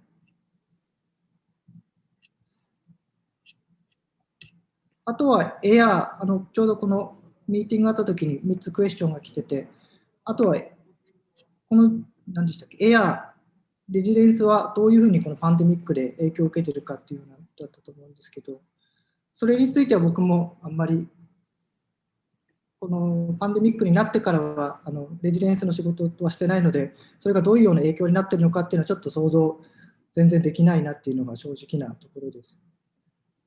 でもなんかこう経験としてなんとなく感じるのは、僕がコーディネーターをしてた時にはこういろんな人が、例えばアーティストが今日ここ行きたい、あそこ行きたいって言って行った時にいろんな偶然的な出来事が起きると思うんですけど、じゃああそこ見に行ったらいいとか、ちょっとこの人面白いからこの人話聞いてみなみたいなことはいろいろあると思うんですけど、なんかそういうのは起こりづらいのかなと。もうオンラインでやるってことはそう。例えばミーティング、この人に話を聞きたいって言ったらもうその人のセットアップされても、ある程度レジデンスっていうそのプログラムをやっていけると思うんですけど、なかなか突発的ないろんな偶然的なことはなかなか起こり得ないのかなっていうのもなんとなく感じます。はい。以上です。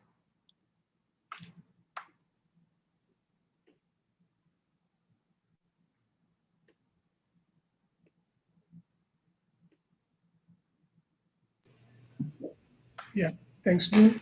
I think one thing that is really greatly lost is the spontaneity of meeting people, no? Or seeing people, observing people. When you are in a different country or when you're in an artist in residency, I think the thing that you mentioned about the changing of plans is also related to the idea of suddenly you just meet another person in that particular space. I think that's one thing. and then connecting and relating to that and engaging to that particular person.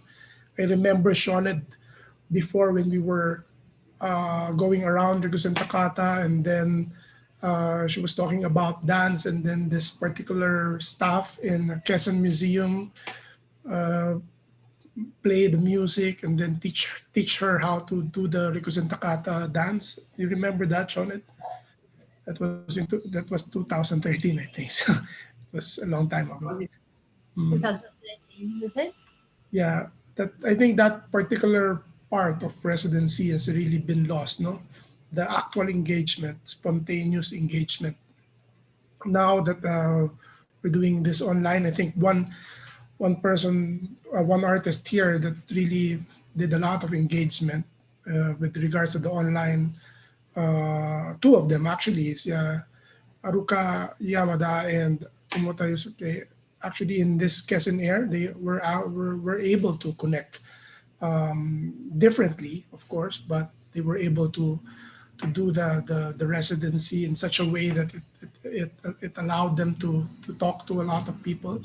Maybe because they're also talking to their own language in Japan, so maybe they can share. Yamada-san.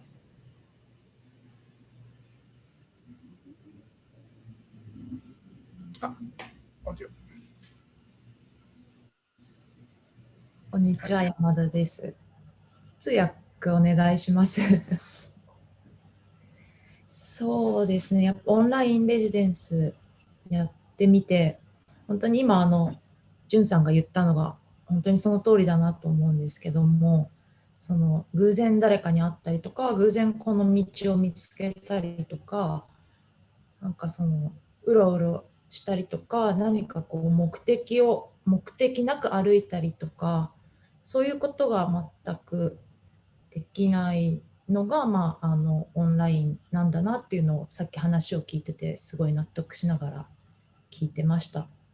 その中でインタビューを私は今回オンラインレジデンスのプログラムでやらせてもらっていたんですけれども、やっぱりセッティングしてこの人に話を聞くっていうふうにセッティングをこうしてもらって、で、はい、インタビューしましょうっていうふうにこうなるやり方から始めてもらっていて、なんかそれすごい効率はいいというか、その時間の短縮にはすごくなると思うんですけども、やっぱり何かちょっとこうそれも多分その距離の問題だと思うんですけども、こうすぐパッとこう画面上でさあ話しましょうってなってもやっぱりこう難しいなって感じるところがあって、それでどんどんじゃあどうしたらいいかなってそのコーディネーターの小江戸さんと話していく中で、じゃあその家の周りの写真を見てくださいって言って送ってもらったりとか、じゃあその Google マップの現在地の写真を送るんで今ここにいるんですよって言ってその位置の共有をしてもらったりとか、あとはその映像でこう少しぐるっと景色を見せてもらったりとかっていう、こういろんな試行錯誤をして、どうやってその場所を私がこう認識していくかというか、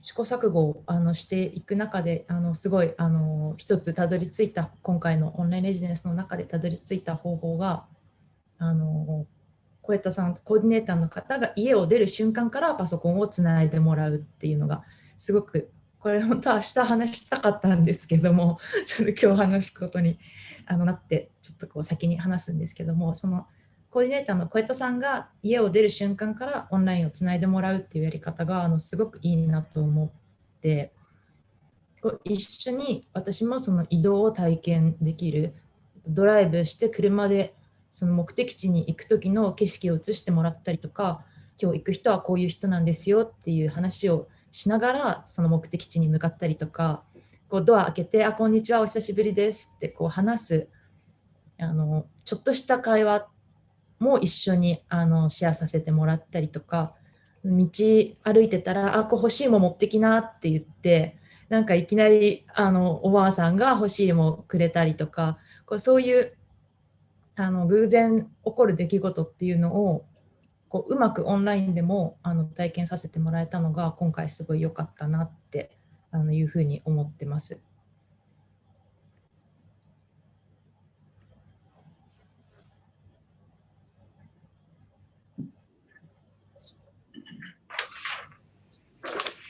Thanks, Yamada. How about Moto-san? Maybe you can share to them. ありがとうございます。Thank you.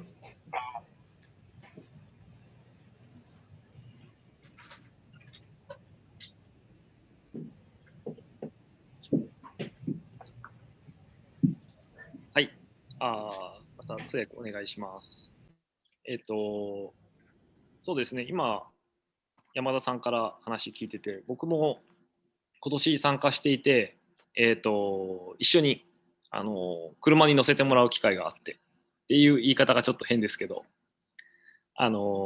一緒に車に乗って小江戸さんの運転で、行きました。で息子さんも一緒に、行って、もうとってもなんか変な状況だったんですけど、で、そこで感じたのは先ほどのプレゼンテーションでも言いましたけども、気仙中学校に一緒に行ったりとかしてですね、何かちょっと距離感がちょっとおかしな感じになっていて、決してこれまでのレジデンスよりいいとか方法がいいとかっていうつもりは全くないんですけども、ちょっとまた新しい体験だなとは思っていて、視点的にはなんかちょっと、不思議な気持ちになる。情報もあるし、でちょっと右側向きたい時ってちょっと右側向いちゃったりするんですけど、家でこうなんかもうちょっと右見たいなっていう時にこう画面上でこうして違うかっていうこととかあったりとか、そういうちょっとこう体の違和感みたいなのはあるんですけど、何が言いたいかっていうと、僕はその気仙中学校に行った時は、その世代間を離れたいろんな方と一緒に話ができて、でなんかこうちょっと喋りながら移動してる感じが結構不思議な気持ちにはなりました。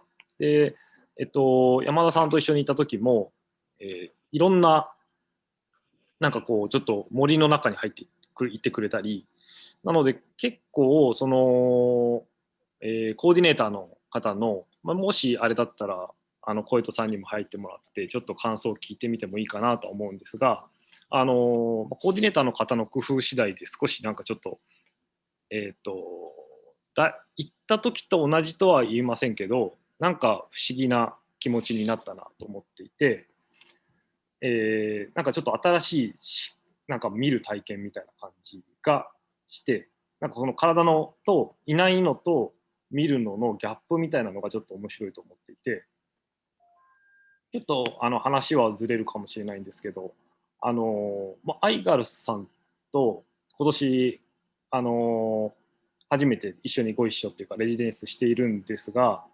お会いしたことは直接なくて、ただ2019年の段階から陸前高田で情報は聞いていて、アイガラスはこんなのしたよとか、ここはアイガラスがいたとこだよとか、でこのアイガラスの作品がここにあったよとかっていう情報はもう聞いていたので、なんか初めてこうオンラインで会った時にも初めての気はしなかったんですよ。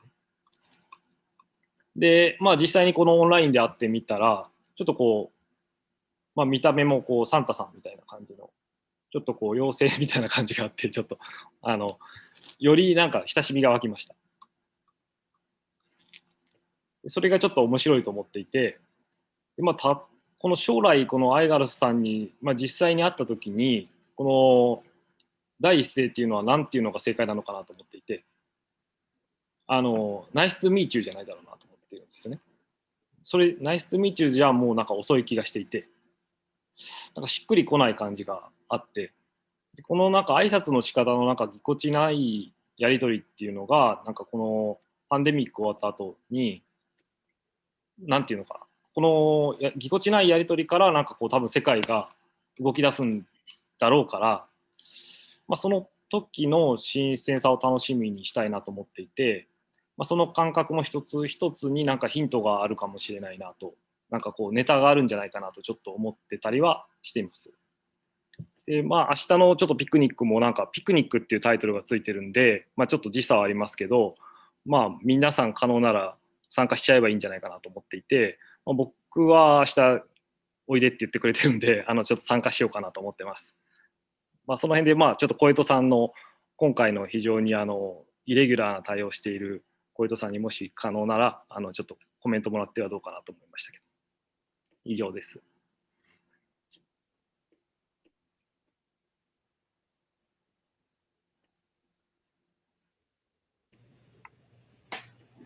Thank you, Komoto-san. Did I miss someone? I'm not sure. Is there anybody else here that? Where is Ubasat? I'm not sure. I think he's in Chiang Mai. He's curating this project Art for Air. So I think maybe he's busy, but I haven't talked to him. I was actually staying at his house during the online residency program. Nice. Yeah, I think now that everybody had some piece of story to tell about their place, I think I placed here some keywords that maybe we can further discuss, or there's still time. If you want to share other things, you please do so. Based on our conversation, maybe there's a lot more, but these are just some of the things that that resonates to me, especially about being slow paced. The idea of doing things one by one, or maybe doing it one day at a time. I think Catherine also shared that the idea of using hands, because of all of the struggles of not being able to connect with real people, and I think we also self-impose that, because of coronavirus is real. Yeah, that's the flower lady. Yeah. What's your name, Janet? We cannot hear you. You're mute. I can't remember her name. Can you remember, Jun-san? Jun, can you remember? She always sells with her husband. She always sells the flowers. Murakami-san? What? Murakami-san? In the No, maybe not Murakami. Mirai Marketplace? In the marketplace, then you remember we did 2019. We also had a art marché. We had some tent, and then there was a very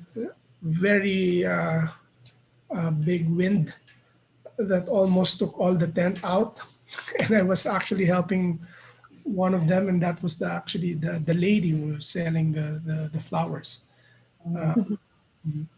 Memories, no? He was living in the temporary residence just front of the Yokota school. Her name is Murakami-san. Oh, really? Oh, Murakami-san. Okay. With her husband, right? Yes. Flowers. Yeah. Then another ideas like, of course, learning has been very accessible now because of the internet. A lot of us really took time, I think, to take courses. I myself did something like that. No? Then, of course, there's also an idea about memory, about support. Maybe Igars can share to us how you support, how your parliament, how your group actually support the Latvian artists in Latvia. Maybe it's interesting to hear that. No. Yes, thank you. Yeah, we have also the artists are self-employed persons, the most of them. So the problem is that the way how they are paying taxes are not like everyone does. They can the tax law is that they can decide what amount to pay. And with this pandemic, the situation was faced that not so much they paid in taxes. So the government should like change in this situation a little bit the restrictions and laws, and to pay them more than they were paying to the like by taxes. Otherwise, like it's like there's some kind of how to say, yeah, that like decision to support the some group of the people, and also there was the like very quickly we found out that this is not a good way to pay the taxes, and the government changed the law in the future. But as for the past, they are supported anyway. I mean the artists, and there is special way how they can apply the special program. Like my daughter, she's 20. Yeah, this is the. Thank you, Janet. Yeah, my daughter, she's 26, and she's the 27, and she's the graphic designer. And I know that she's they got some support for 3 months from the government, and I think that the people are struggling, but in general, but also there are pretty like pretty good support for yeah for the artists, and I think it's not of course the all performing arts like a theater, and they cannot they do performances, but they are supported by the yes. It's, yeah, so it's not. I think it's not the so bad. It's in generally, it's I think it's we say that it's not maybe so good as in Germany, but not bad as I don't know. I understood from Con that there is almost no support from the government for the artists. Yeah, in Philippines. Yeah, it's gonna be a long story, but our government is prioritizing a different thing. You know, that's why a lot of artists, also people, are really doing some like a protest and how the government responded to this pandemic. There's a lot of funny things happening. I would like to use that word instead of, you know, I would like to say funny things happening in our country during the pandemic. That is not supposed to be. But I think it's our situation is because the European Union is like taking the major measures, and they are like the supporting with the funding for those supporting processes, and that's why we are not alone. We are inside the yes. Yeah. So yeah, but also the about this the being in the location, the following the influence and following the what it's so interesting. You told about this Karukasan, and you told about this how you managed to be in the location with the help of the. Yes, that's so. I would like to see how. And tomorrow the picnic will be the same way as the or something like that. Yeah. Yeah. With regards to that, maybe let's move a little bit towards the idea of online residency. Maybe Teiko-san would like to share something about this concept, especially that for the first time, KESEN AIR has been mounted to be an online platform. And maybe then Hayashi-san can also share to us what his plans about this kind of residency. Teiko.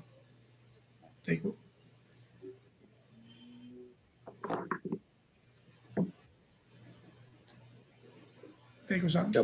僕ですか Okay. オンラインレジデンス。ぜひ。オンラインレジオデンスについて。オンラインレジデンス、あるいは、ジェイさんそのホスティングする側としての、そのレジデンスの意味みたいなことですかね。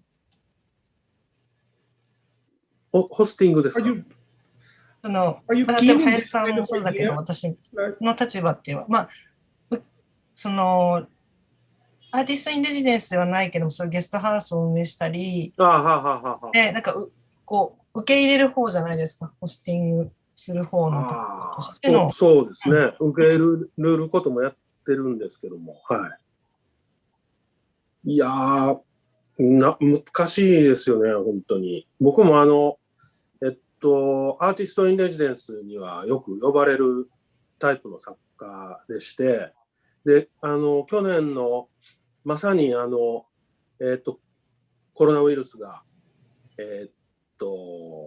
一番こう、なんていうんですかね、日本でこう爆発的じゃないわ、最初に感染しだした1月の半ばぐらいは、僕は実はメキシコのオアハカというところで、1ヶ月半ぐらいのレジデンスをしまして、で、まあ、メキシコから今のコロナの状況をネットニュースとかで情報を見て知ったんですけども、で、まあ、またその後に、これも結局、インストール作業まで終わって、延期になってしまったんですけども、そのメキシコの後は、ギリシャのアテネで、本当は2020年に開催されるはずだった東京オリンピックの関連企画で、そのアテネのビサンチン美術館というところで、展覧会に出展する予定で、そして僕の作品は作るのに1ヶ月ぐらい現地滞在しないといけないことが多いので、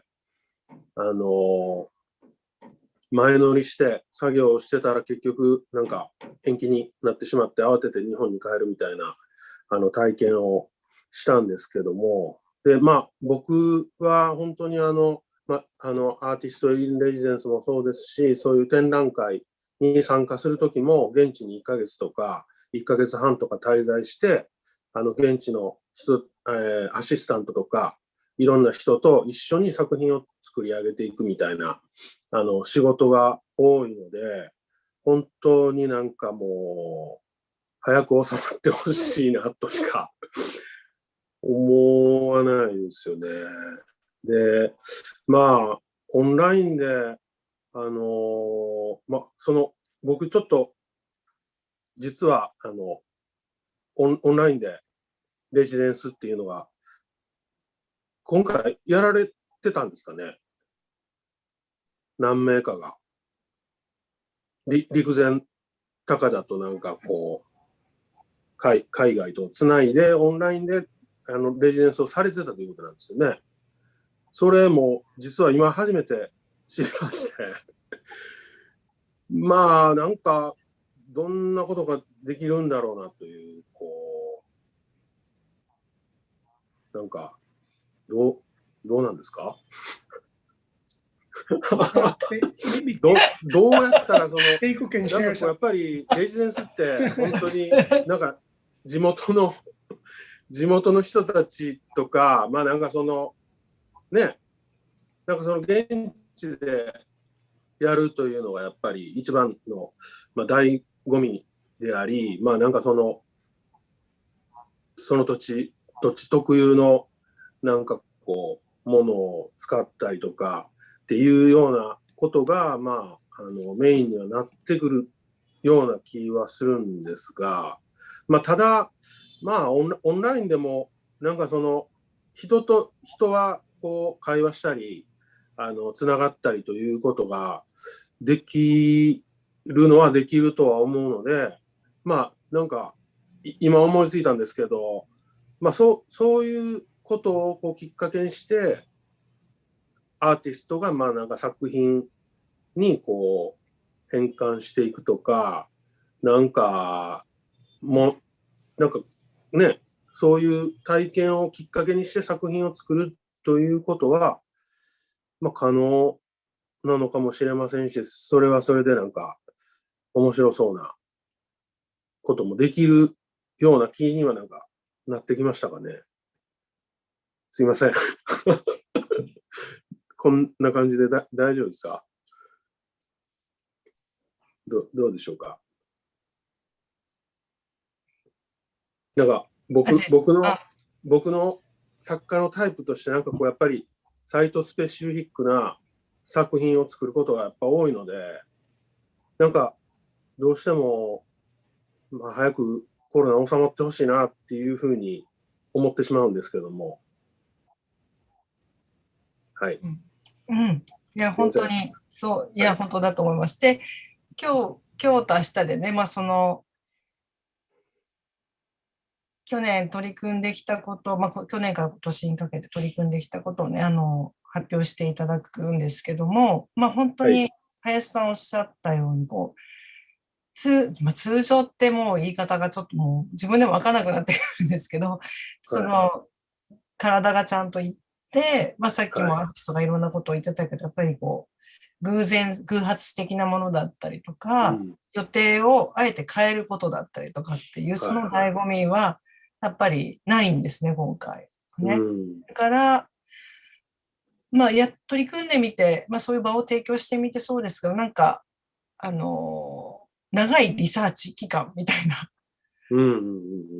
一つの、まずやり方。で、まあ、次に備えるっていうかね、本当にお会いしたとき、来れる状況になったときに、もっと深まるっていうか、関わり方が、さっきもなんか、ナイスミーチューじゃない関係性から、まあね、踏み込めるみたいな。面白いなと思って。ね、そういうのは本当に、最初やってみてあんまり予測せずに取り組んでみたんですけども、なんかそういう感覚を持ってもらったっていうのはすごく面白かったなっていうふうに思ってるんですよね。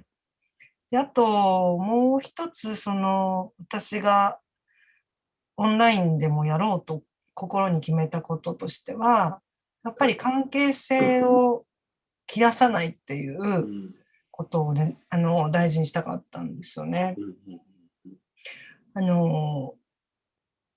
まあ、コロナになったから全く中止っていうではなくって、なんか次に期待を寄せつつ、今できることを一緒に、なんか実験してみようみたいな場を設けるっていうことが、まあ、一つのホスティングのあり方かなっていうふうに思って、まあ、やったんですけど、ただ、私自身も行けてないので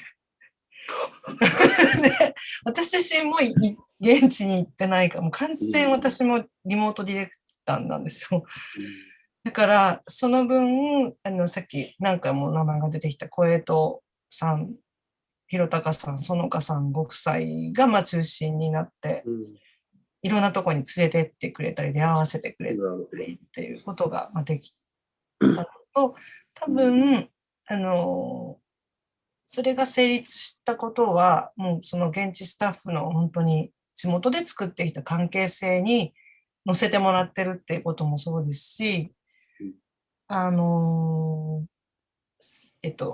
呼んだアーティストも実は初めての人がいないっていう、必ず1回は経験したり、陸前高田に行ったことのある人を招聘してるんで、なんかある程度身体的な体験の記憶がある人たちに関わってもらうことで、ようやく接続点ができてるのかなっていう気は、しました。はい。はい。すいませんね、学校。いやいや、全然。May I say? Yeah, I feel like I feel very thankful to Teiko-san that it's we have this possibility to see each other and from the point of yes, it's good to see also the like for example Komuto-san the workshop. It gives the I think for me the feeling that it's possible to be in touch with the people through those technologies. And also, Ozzy, your this collaboration project where you were in the like the in touch with your co-organizer or co-artist. I think there is like if we have to stay like for 10 years in this situation. I think I hope not. I hope not. But yeah, I think we would learn more and more have to be in contact and in communication yeah, but it's for me it's really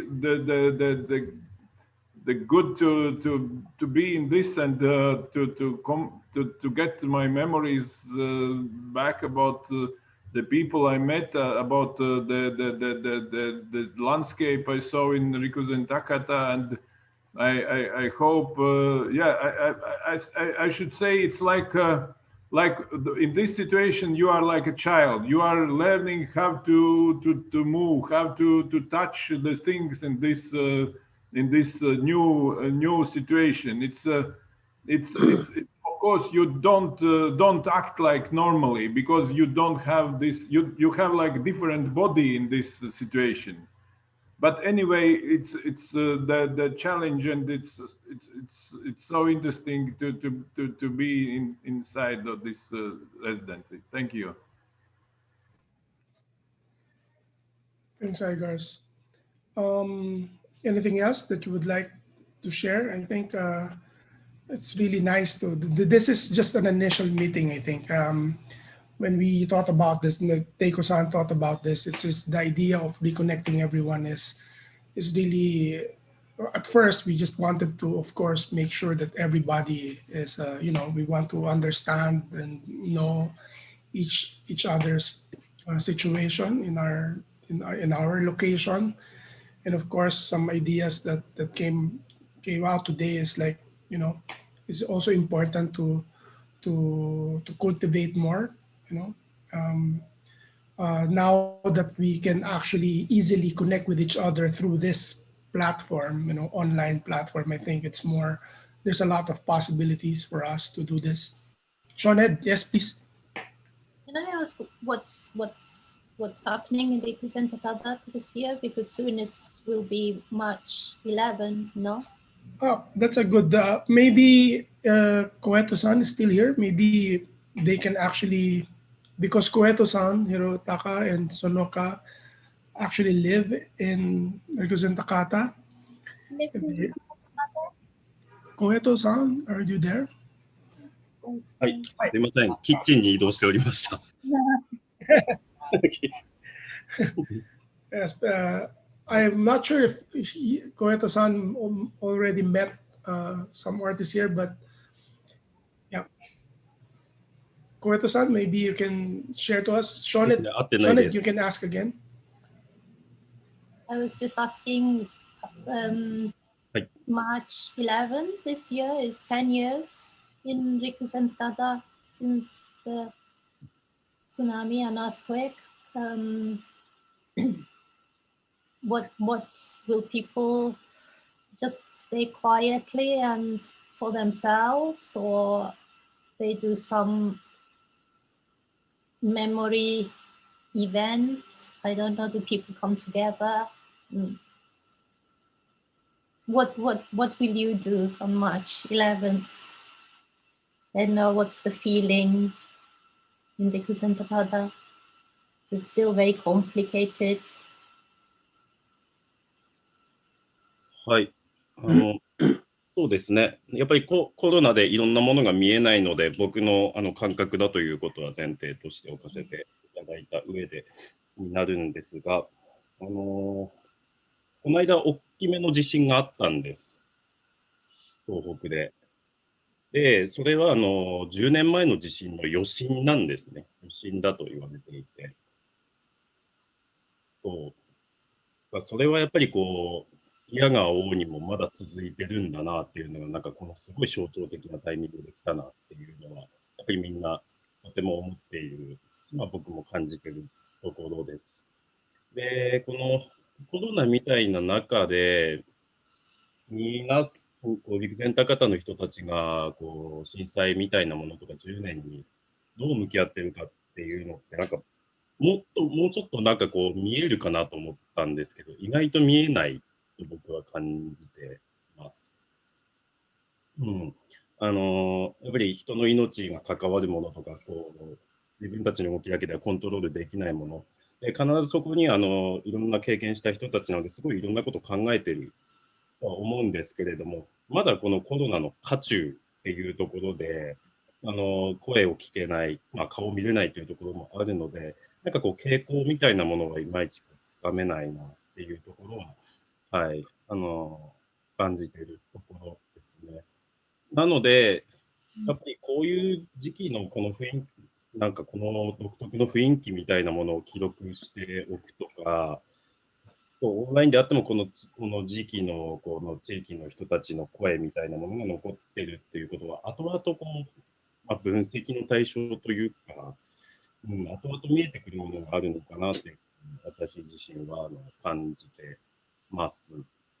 で、僕は妻も実家も流されていて、で、おばあちゃんもそこで亡くなっているので、いつも3月11日は、付き添って、僕は入りませんが、追悼式の駐車場まで送ってったりとかしてますけれども、今年は小さい子供もいるので、その辺はないかなとも思っていて、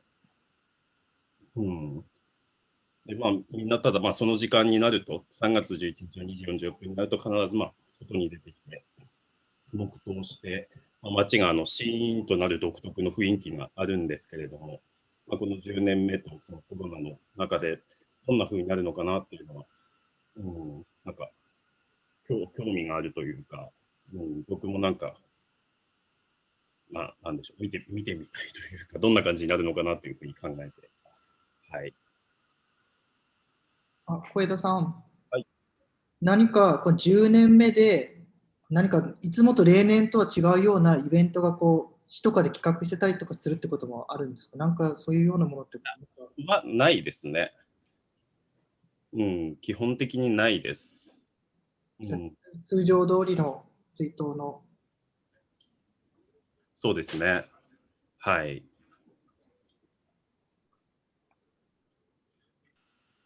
ただ、メディアは来るんだと思います。2月ぐらいから、すごい取材とか増えているなっていう感じとか、僕の周りのとことかも、なんか10年目でとかって聞かれるんですけれども、なんかそこは結構みんな微妙な気持ちは持ってますよね。毎年毎年2月ぐらいになるとメディアが押しかけてくるみたいな。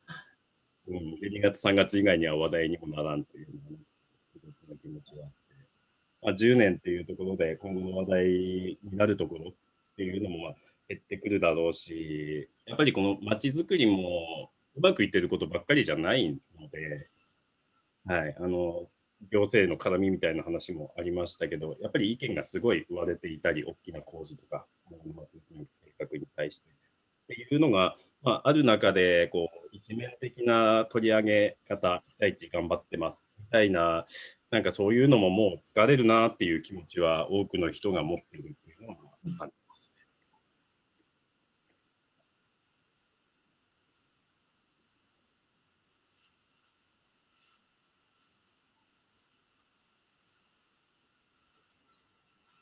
Has all the temporary housing, has it all gone? Has everybody been housed now in Jakarta? はい、そうです。仮設はもうなくなりました。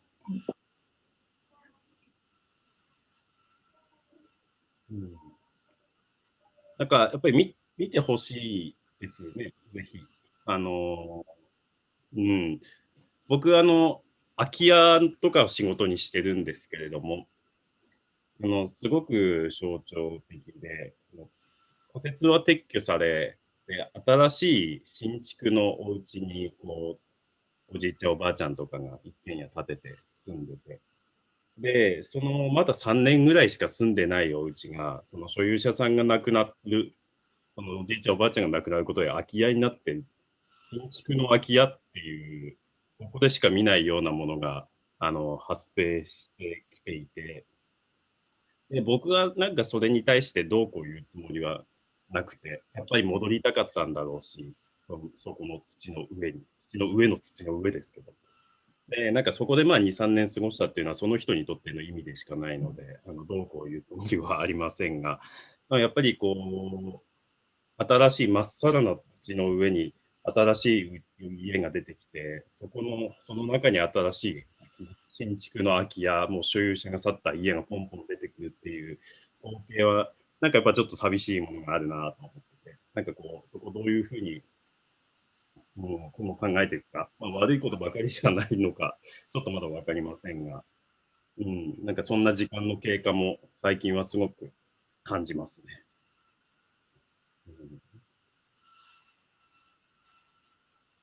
Is that because the family doesn't want to pass the house on, or what's?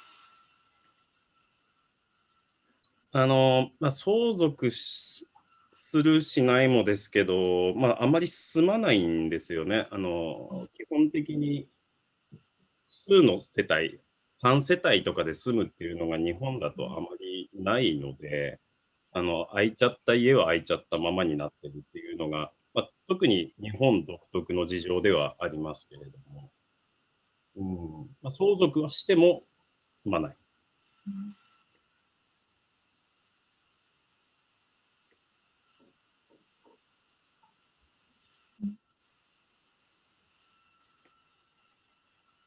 Thank you very much.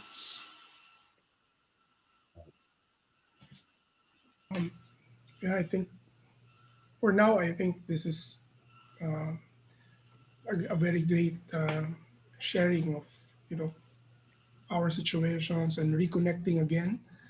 I hope this is just a start. Maybe we can do this again before March 11 or even the day itself.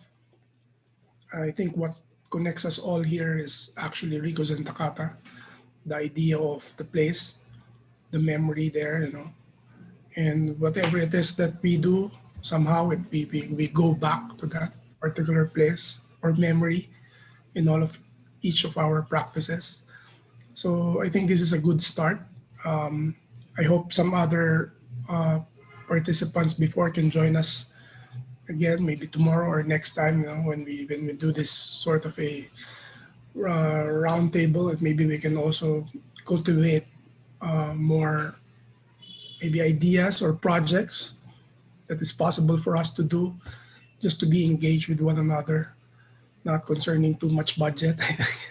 Maybe an idea is important,